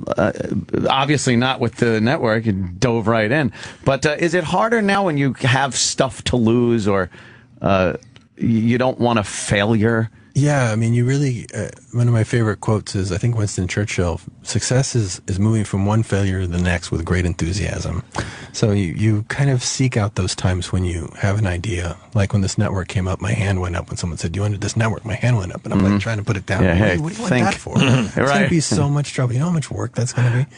But the fear is really kind of what makes you keep moving forward. Is if you fear your next step, you know you're probably on the right track, because otherwise you'd get too comfortable. And you figure it out. You figure it all out as you go. You're never going to have all the answers up front. And the most interesting things happen. And I know if nothing else, I'll learn from the experience, and it'll take me a different route on the next endeavor or idea that'll only could have got there had I gone through that failure. There is this weird kind of dichotomy of you don't want to fail and lose something, but you want to keep moving forward. Yeah. So you're like, and then the more you get, the more you have to lose. So you might not take the chances that'll bring you that next big success. Yeah. You kind of fall into this complacency. You gotta be willing to lose stuff. You know, Yeah, you think you're gonna right. lose, you might lose something, but you'll always gain so much more. You gain a knowledge and experience that you never would have had. Well, knowledge and experience while you're eating fucking wheat thins and cheddar cheese is a little different. Yeah, that wasn't fun. But it's fucking tempting to not do it, though. It's so much easier just to fantasize about really it is, yeah. and go, okay, when I have this perfect picture of how it's going to be and everything, all those answers are lined up and it's safe, then I'll do it. And by that point, you know, you're still looking at VHS cassettes and everybody's on fucking, you know, on Netflix or somewhere else. You missed it. Early on with Robert also, you know, just directing, writing it, editing, doing the music yourself. And the point is, you're not supposed to do it that way. It's supposed to be a team effort. And you still have a team. It's just everybody's like you. They're all doing multiple jobs, so the crew's smaller. It's very fun. You know, whenever I would talk to a director, they would get so excited about talking about their first film, because that's when they didn't have enough time, not enough money, everyone had to pull together. Their eyes light up, and I said, man, let's just make every movie like that. Make everyone like it's our first one. And we don't have enough time, we don't have enough money, we all have to do multiple jobs. It's so exciting, it's so vital, and it's makes you want to do it again and again. Yeah, the enthusiasm that comes with those early successes, hard to recapture. Yeah. Well, even in From Dusk Till Dawn, I mean, I already directed the movie, so you'd figure maybe I'll direct the pilot of this one, and then there's 10 episodes, and they shoot really fast. They're really hard. You usually have revolving directors. I've directed half the season already. You did? We're only on episode 8 because it's so fun. It's so fun. And I'm you know, writing, directing, editing, operating the camera, operating the Steadicam, doing music, of course, doing the stills, even because there's no money to hire a stills photographer on a on a television series every day. So rather than miss the great shots, I'm all the posters and things you see, and those are things that I shot. Did that concern the actors at all? Like when they're like, for continuity, could you just take a selfie? Make sure we got it right. They love it. Everybody takes a selfie. This sounds great. I'm psyched to check out the series. Yeah. When does it start? It starts March 11th. March 11th. Yeah, and it's awesome. It really came out cool. It feels like feature films. We really shot the hell out of them. It sounds good. You have such a great look to your movies and whatever you do. You're one of those directors that you can watch it and go, oh yeah, that's Rodriguez. You could tell.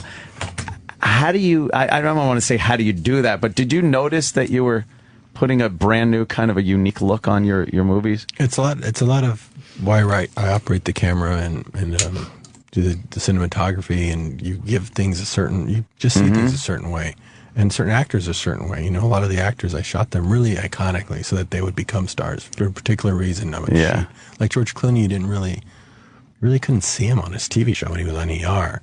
And I met him. I go, oh my God, no, they're shooting you with wide lenses. You're way in the back. You know, no, we're going to put you front and center. I'm going to get you with a 65 millimeter lens. That's your lens. I'm going to shoot you from down here. Down lower. So I'm looking up at you. Right. The audience is just, you know, on their knees staring at you. Think you're so powerful over the screen. And it transforms, you know, someone's appearance. And subliminally, that takes over the audience's mind. So you want that for everybody. All the actors want that experience when they come to our set, so they can tell when I'm dropping down low and I'm moving over. Star. They're like, "All right, here we go. This is giving me that." What's a 65 mean? What does that mean? 65 millimeter. It's a certain type of lens that does. What does it something do to for the you? background? For you, I'd probably put you on a 75 and drop back a little further. Give you that Clint Eastwood. Give you that Clint Eastwood look. Yeah, give you that blend into the fucking mushrooms quality. Drop back to Cleveland. Poor Jimmy.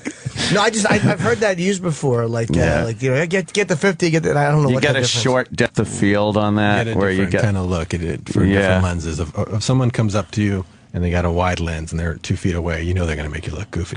But you drop back and you use a longer lens, and suddenly your neck looks thicker. You look like an action star, and suddenly you're Bruce Willis. Oh, okay. Another great feature about doing the music yourself and everything is the subtle music stings with a turn of the head or something that brings the scene. It just pops it. So really, music's really important. Yes, it's another line of. It's like another soundtrack of dialogue. You're telling the audience exactly what you want them to feel through something. So sometimes I'll be writing music on the set while I'm in between shots. I have a guitar, just not trying to. I'll just be noodling with a guitar to keep from pacing, so I don't go bump into something. Someone comes over and says, "Wow, that's pretty cool. What are you playing?" I go, "I don't know. It might be the theme for the show." I don't. And I go write it down because we use everything. We eat the head around here. So. Wow. You know what I like to see at a dramatic moment? I like when someone looks and you hear, dun dun! You hack. There was I scored Kill Bill 2 for Quentin for $1. I did the score for him because he didn't want to hire a composer. Really? And I said, I think you'll need a composer on your next Kill Bill because it's a lot of emotional stuff. He goes, I don't like to use composers. And I go, how about, I need practice. How about I'll compose it for free? I'll sell it to you for $1. If you want to use it, kind of practice for me. And I was listening to the film, and there was one part where she had to go up the stairs, and it reveals the stairs. And Quentin, on camera, he went, dun, dun, dun, like that. Like, that's what he wanted. So I took that, and I made the musical equivalent of it.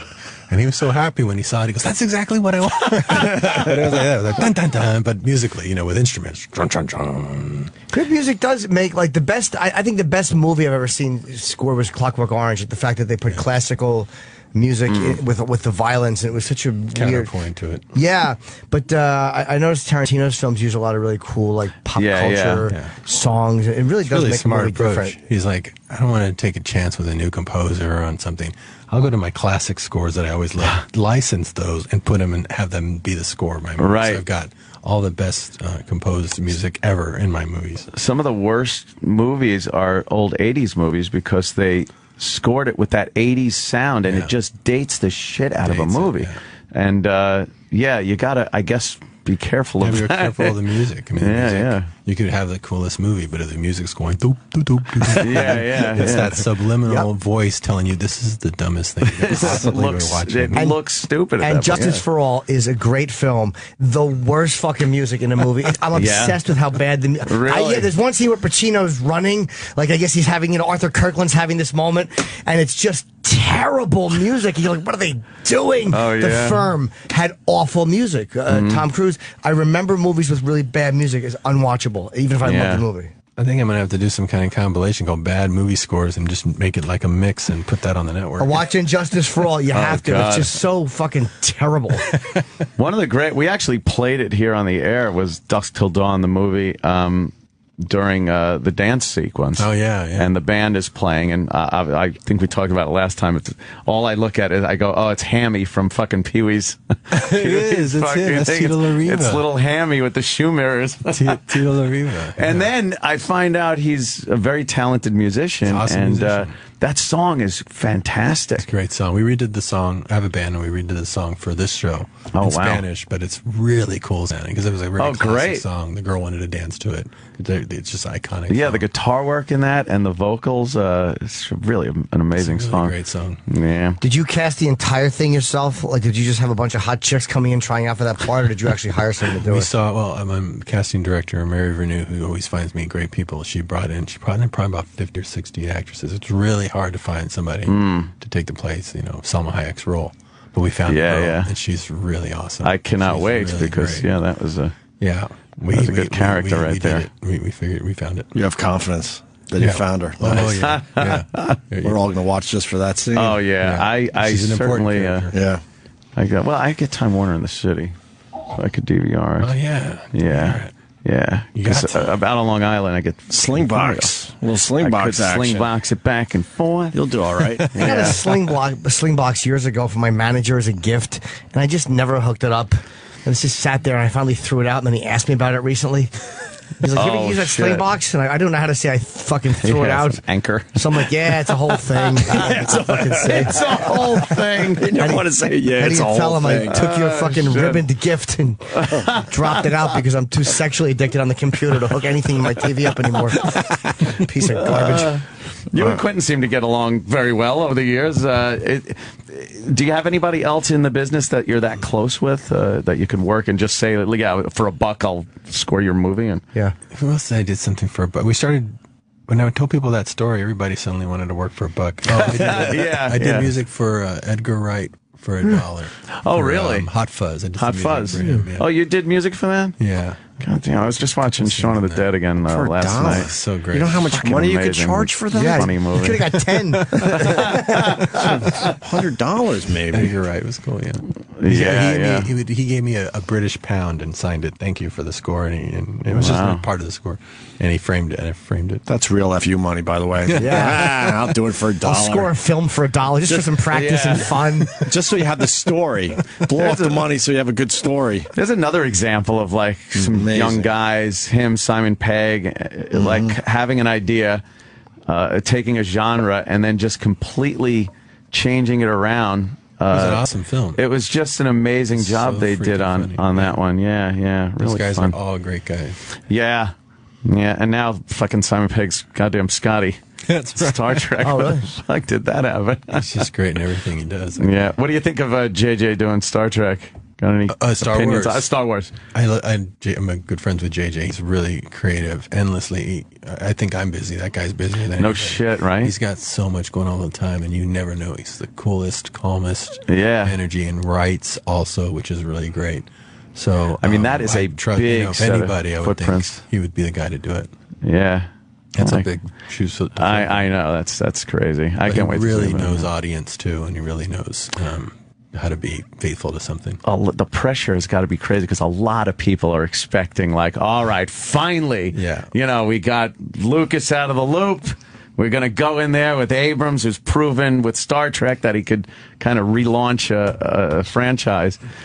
I think it's the right choice. I think he'll. I think they couldn't have picked. I just wish they would have got a terrible director because I think it would be funny to see it just completely destroyed. Like to see a terrible actor playing Luke in a cheese dick storyline and bad green screening. Like, oh, nerds. Really This terrible, stinks. like a sci-fi original movie. Yeah, but not ironically bad, but just bad. Like they mean it to be good. They're like, oh, I'm fucking proud of it. We came in under budget, because it was just.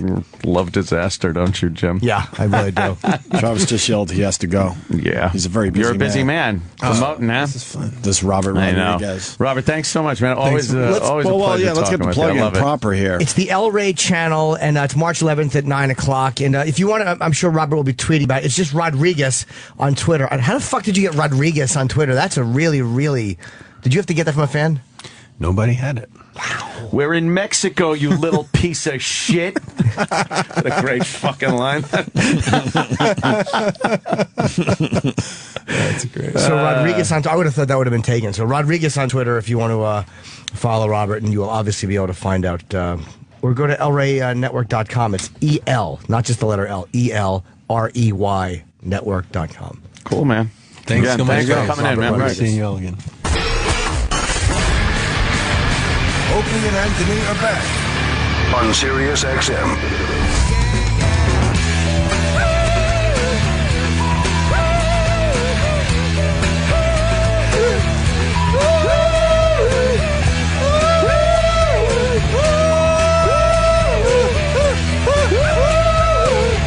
It's no Valkyrie. Let's just do that for 20 more minutes. Get over it.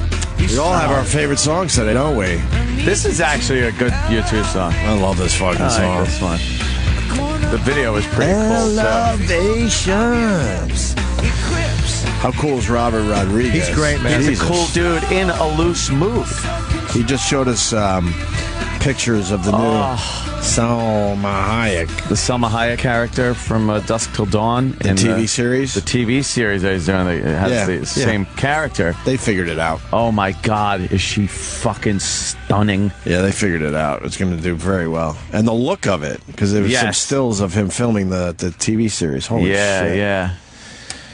He's a talented motherfucker, man. He's great, man. Really is. Not a worry in the world. No, and he takes those chances, and takes the risks, puts them on himself. Yeah, but you made a good Decides point. to make a movie. When you live in a mansion and probably have a yacht, you could take some chances. Some people don't want to take chances. They get to that point and get scared. Right. You know, it's weird. People are more willing to take a chance when you have nothing to lose. You know. True. But he when he had nothing to lose was willing to take a shot at it, and when he's got some cake. I like his movies though. He's fucking talented, and they have that unique look, obviously too. Yeah.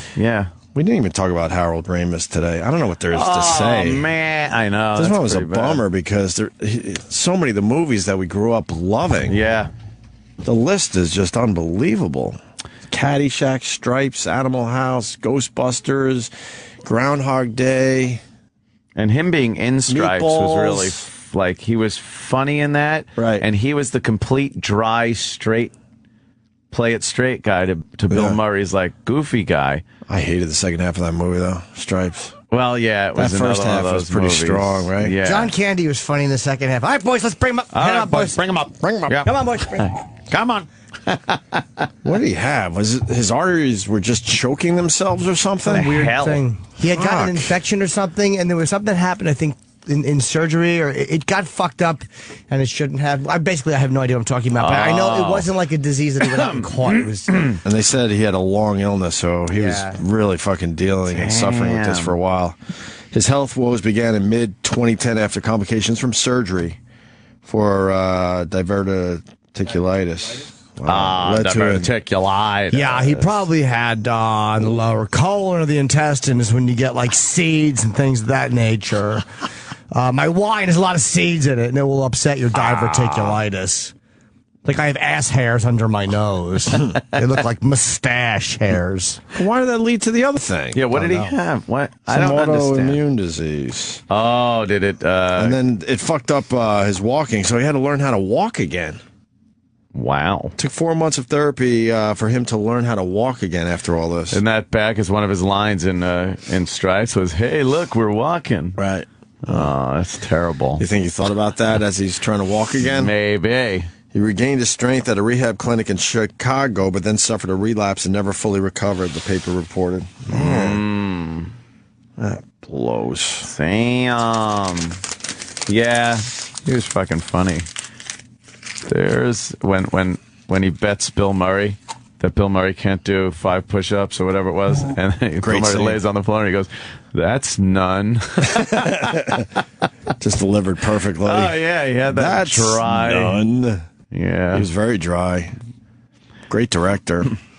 It was weird because after Stripes, I kind of thought like he would be in a bunch of movies. He had obviously Ghostbusters, but then he went into directing. He went behind the camera. You don't see him on as screen much anymore. No. And then you saw him after that, and he got like old and fat. Right.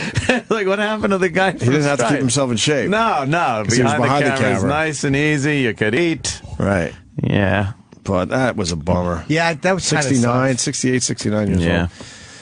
Yeah. Funny man. Hey, funny man. I don't know what else to say about it. Yeah. Bill Murray had a quick little quote, or not quote, statement about him. So they worked together on a lot of movies, and he was just a good nice dude. guy. Yeah, all you hear about him is like nice things. There was never any scandal with this guy, right? No. Nothing like that. Always. He seemed pretty regular. They're pretty good. Yeah. Hey, Godspeed there. Godspeed, Harold. Jimmy. I'm just The Todd Show hashtag. More Todd Show hashtag. I'm just reading the tweets of a man named Jacques Tober. Jacques, J-A-Q. It's probably Jacques Taubert. Oh, you're probably right. I'm Yes. sorry. I'm not as worldly. Jacques Taubert. It's supposed to be like Jock Toba. Yeah, exactly. Uh-oh, Wiki's out there. There's no meeting, is there? Wiki. Hey, what are you drinking? Army socks? Stop bringing it up. I chose not to do the NutriBullet today. Why is 'Cause I that? know the people need to know. Opie dissed my NutriBullet. Why, your old school NutriBullet? That fucking outdated model? If they send me that, I'm fucking throwing it at Roland's taint. How do we get NutriBullets today? I don't know. Roland yesterday sent me a text all excited. Right. Saying, hey, your NutriBullet came in. Right. And I'm like, ooh. And then I get it. I'm all excited to take it home. And then who has the big pin to pop my fucking balloon of joy? I do. Greg Opie Hughes. But I got the 600 watt, and it's nice. But Yeah? they were What? bragging to me because I'm getting some envelopes from these guys these days. Jesus Christ. Come on. I hope not. Getting a few envelopes, and they I promised hope me the not. 900. Oh. Supposedly they got a 900 W out But which there. one do you have? I got that one. It works fine. Okay. All right, then. No, that one works great. But you're getting the better one. But they already told me, we're on to the 900 and we'll send you one.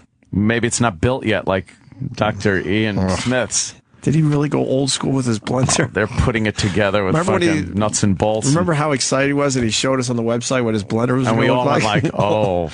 Don't you know that the trend is to have those blades, not at the bottom like that when you're cleaning, where you can just screw off the blades and clean it fast? It's Look terrible. how fucking big it is. It's like, it's my like what, God, it's what like- mom used to make like fucking milkshakes in. It looks like there's a lot of fake buttons on it. Like those buttons are there for show. Right, You know they how don't many do anything. buttons are on the NutriBullet? 0. Wow. Exactly 0. That twist and it turns on the NutriBullet is the coolest. That's it's it. Great. the best. Nah, we don't know for sure. This might be the new thing. You never know, right? Oh, no. I don't think so. You can't say that. No, I don't think it's going to do. The I don't bad think thing it's is going to it do well. looks old. It Very just old. looks old. It looks like it's broken. Oh, it looks like it should just be on the shelf Yeah. and not work.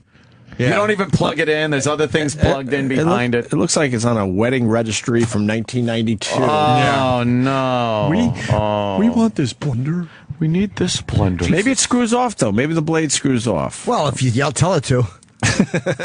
Screw off. That's pretty funny. I'm tired of all this talk about blenders, Oh, no. Gregory. Whoa, Wait. Ted, you're in the blender business? I certainly am. Yeah. Ted's Blender Emporium. Wow. Well, what makes your blender so special? The Yeah. NutriBullet is taking over the world. We don't leave any of those stupid tops on. You just put all the stuff in and allow it to swirl around in goodness. But the top keeps it from going all over the place. Yes, that's true. I've noticed that. Well, why don't you People are complaining they have to spatula stuff off the ceiling why don't you fix that, Ted? because I'm out of funds. How many of these blenders have you sold? I've sold 2, and I've purchased both of them. It's got 45 axe blades in it. 40 axe blades.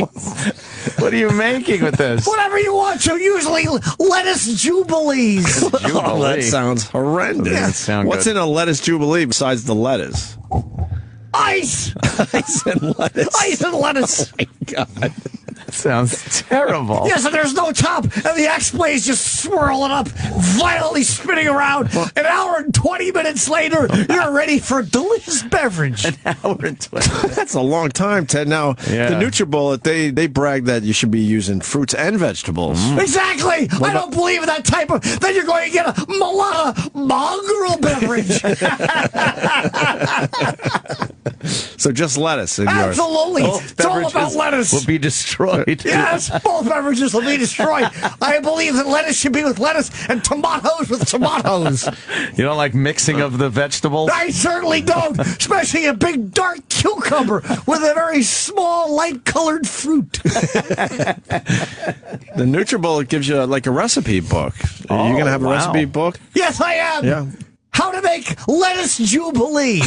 Page after page of lettuce treats. That just sounds terrible. Lettuce jubilee. Oh, wait, the Shred Emulsifier has its own YouTube video. Yeah, I just saw it. Throw the avocado in there with the cucumbers. Push one of the fake buttons. How easy is that to clean? That's all I want to know. Looks difficult. Because I stopped blending shit because I couldn't fucking put my Get your arm all hand the way in in there. there to try to clean the blade. And then clean under the blades? And then- How do you do that? And then NutriBullet, they come up with this. Well, you just screw it off and run it under Genius. the faucet. You're done in 10 seconds. Cleanup is 10 seconds. And there's not one mention of a boost on this whole thing. Oh, no. Oh, boy. Well, maybe NutriBullet owns the word boost. Oh, maybe. Because you need it. Yeah, you do need the boost. I'm sure he's got another word for boost. Yeah. Well, the short emulsifier looks pretty impressive. Jumpstart.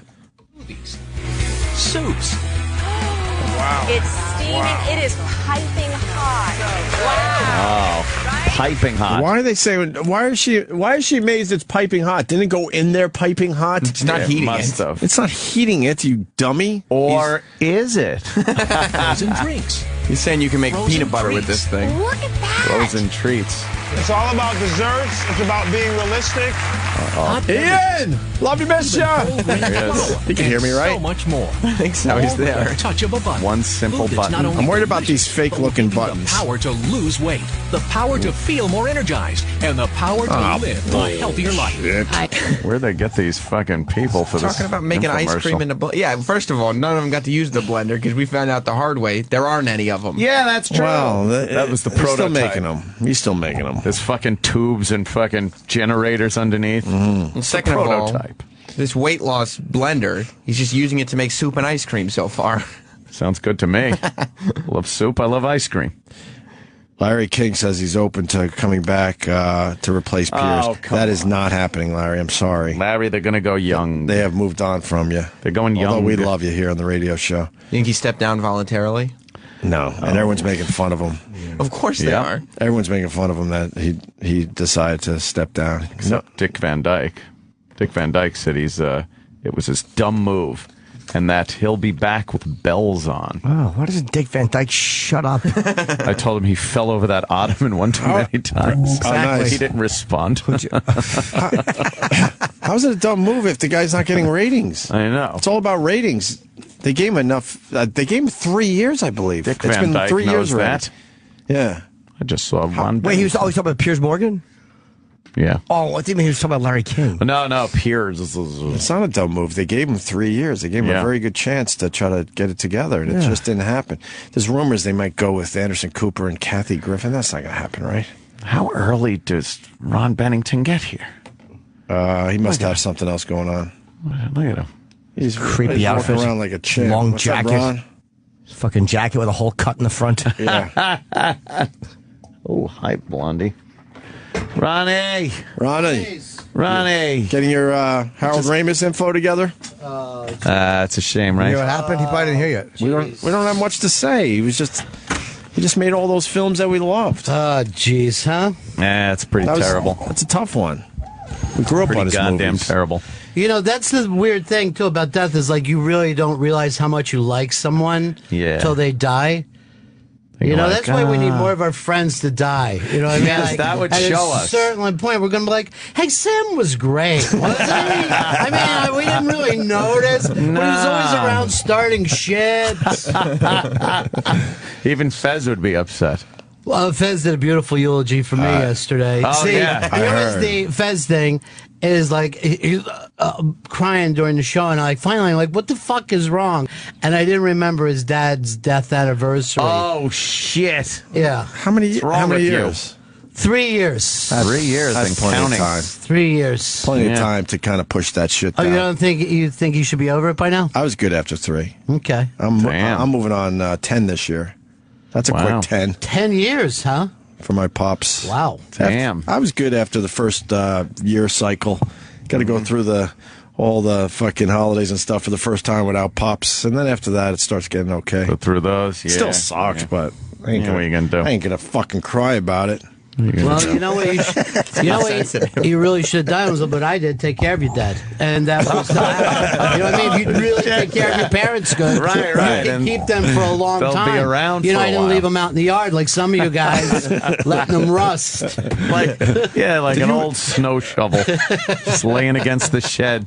Got a lot of reports Yeah. on you yesterday. So you had Fez do his own eulogy on the No, show? I had him do my eulogy. Just Your making eulogy? Him, yeah, I heard just like, you made him do his own. No, I made him then these sit guys. and say, you know, like he was doing for me, and I kept interrupting him. And then finally Michelle ran down the hall and made me stop.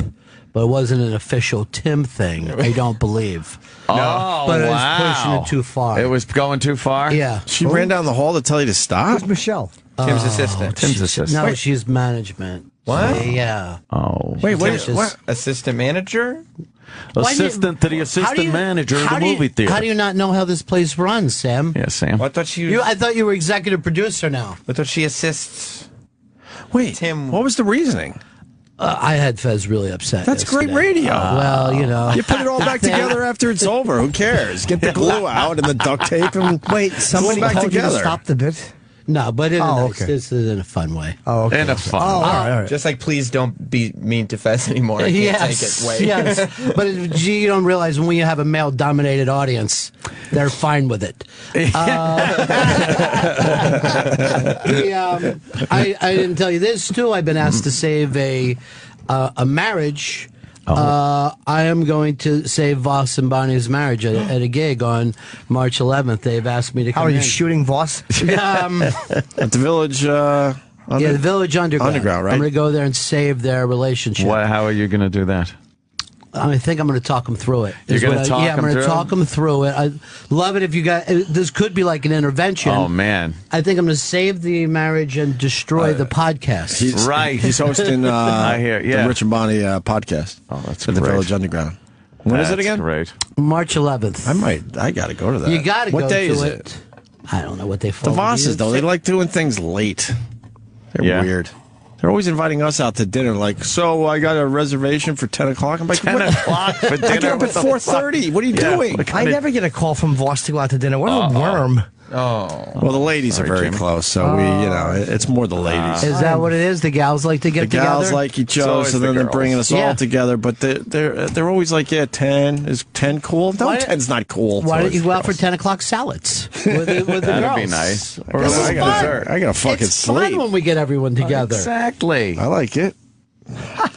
What are you doing here so early? I came in to meet Robert Rodriguez. Oh. Looks like I might be doing a Spanish show with him. on See. TV. Nice. Hey, did you- How's your Spanish? It's pretty good. You got to just brush up on it a little bit. I don't really know a lot of Spanish, so I do hand signals. and Okay. stuff. You'll get by with that. You'll be Yeah. all right.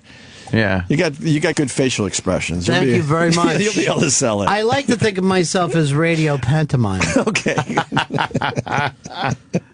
And I'm not used to seeing you with a big laptop like that. You've went back to big, huh? I kind of like this size for my purposes. A lot of people go smaller and smaller and smaller. Can't do that anymore. You're going back. You can't. You go small, then you go back. You And gotta also, we've fool around relegated with that. ourselves to watching very small porn these days. It really is like we're punishing No, but not ourselves. in the way you're saying.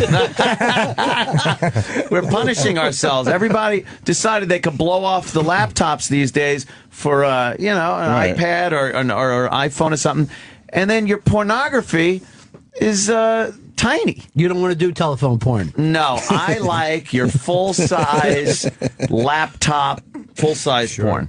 It looks so much better that way. Do you also throw it up on your 75-inch screen It's at a your house? 90. It's a 90 Oh, it's inch. a 90? Yeah. Excuse me, I don't And, wanna- You're a little behind, Ron. And Yeah. through Apple TV, yes, I've thrown giant, hardcore pornography up on that screen, and it's fabulous, I must say. That, my video games, all the fun things in life. Skyscraper porn could be the new Skyscraper thing. porn. But it is bad because my house, I don't really have curtains on the lower floor like that. And I don't know if somebody's going to be coming to the door. You can't just hang out on the couch like anymore. You care. Fuck it. Spanking. I just see you just ended Jacking. up beating him to death with a bowling pin. Right on your stoop. Yeah, it is. It's not like the old days. You have a small apartment. You close Right. the windows. You're all alone. This, people come to the door. You're wide out there. It's I like am. I'm out there. watching porn in a mall. Yeah. It's one of the. It is. It's like I'm in the piano store with all the windows. And you really can't say to someone, "I'll be right with you. I'm jerking off right No, now." no. Exactly. Exactly.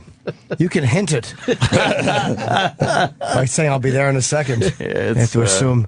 I don't watch on TV porn. Only on my computer. Just computer only porn. computer porn. Yeah, and it's always the laptop's very easy to hide. Never on TV. Not in years.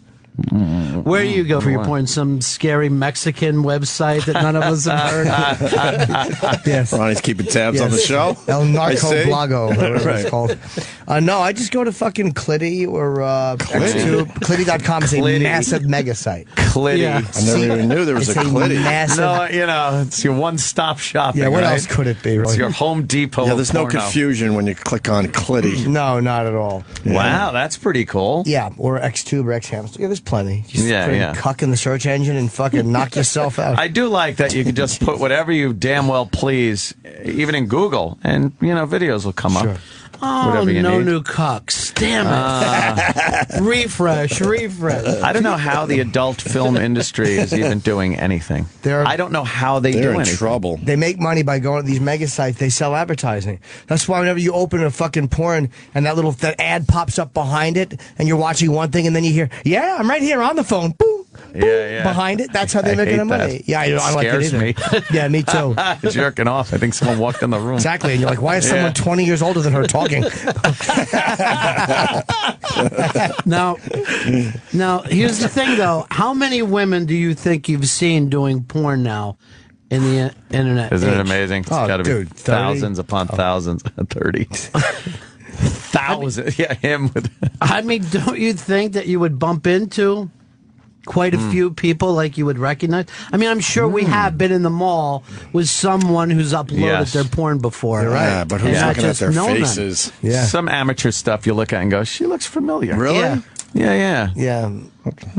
I've been through a few sites, picture sites, where I've seen pictures that were taken in our very studio. Oh, well. It's a proud moment. Someone's actually finding the Patty stuff. Yeah. Is that a Simpsons mask she has on? What category is that under? Why is Decrepit. What the fuck is Wiki doing? He's pointing at the clock. Is he waiting for us for something? Just fucking stand out there. He's looking happy that we're handsome. doing overtime. I don't have Oh, time. yeah. You know what? You I don't just have time for Don Wiki He Wickland. ruined it now. You just did fucked ruin up it. the vibe. Ruined Fuck it. this Why would he place. say that? That's it. Sam I'm knew, folding but up. he wasn't ruined it. saying. I'm folding up. Oh, You ruined the magic, Don. I'm out. oh, What Jesus. the fuck? Pittsburgh this Friday. That's how you Pittsburgh. plug. Just keep the fucking This tone the Friday. same and people listen. I hear you. That's going to be a big one, too, right? Oh, sure. Seats available. Jimmy. It's going to be great. Know what I say? Oh, it's gonna be know what I amazing. say? What's that? Get over it. Yeah, you're right. Get over If you got the back Okay. couple rows open, get over it. Get over it. Thank you, Ron. I gave you credit on Twitter, I think. Turning me on to that Eagles documentary when Very you came good. in here. It's a good I one, watched isn't the whole it? fucking thing because of It's you. Five guys who hate each other. It's Yeah. a great rock and roll story. Glenn Fry you seems to interviewed be all a of them? dick. None of them, I don't believe. I don't think I met I've- Don Henley. Not even Joe Walsh? I think over the years. Oh, Opie stood up. He's actually taking my NutriBullet. Yes. I got my Down shut the out. truck. Oh, you're into the NutriBullet thing, too, They huh? sent me one. That's great. I've never NutriBulleted And you love it, before. No. Love it. I'd ask Yeah. you about it, but Wiki's sitting there. Wiki. Driving the Listen, show down. Ron He really Bennington is. on Raw Dog at noon today. Make Yes. sure you go check that shit out. And come see me with Voss and Bonnie Yeah. as I hopefully fix this marriage. It's a lot of work you got cut out for Well, you. there. It's- you know, Jimmy gave me a great idea of shooting Voss on stage. Just shoot. I actually do have to go. How long before Bonnie starts we dating can hang again? out. What? Oh, yeah. How long before Bonnie would start dating? I think she has A already. week tops. I'd go out with her. The Opie and Anthony Show is drawn to a close. Stay tuned to reflect, relive, and get the story behind the story of the finest moments of today's show. Sam Roberts' Opie and Anthony post show begins in moments.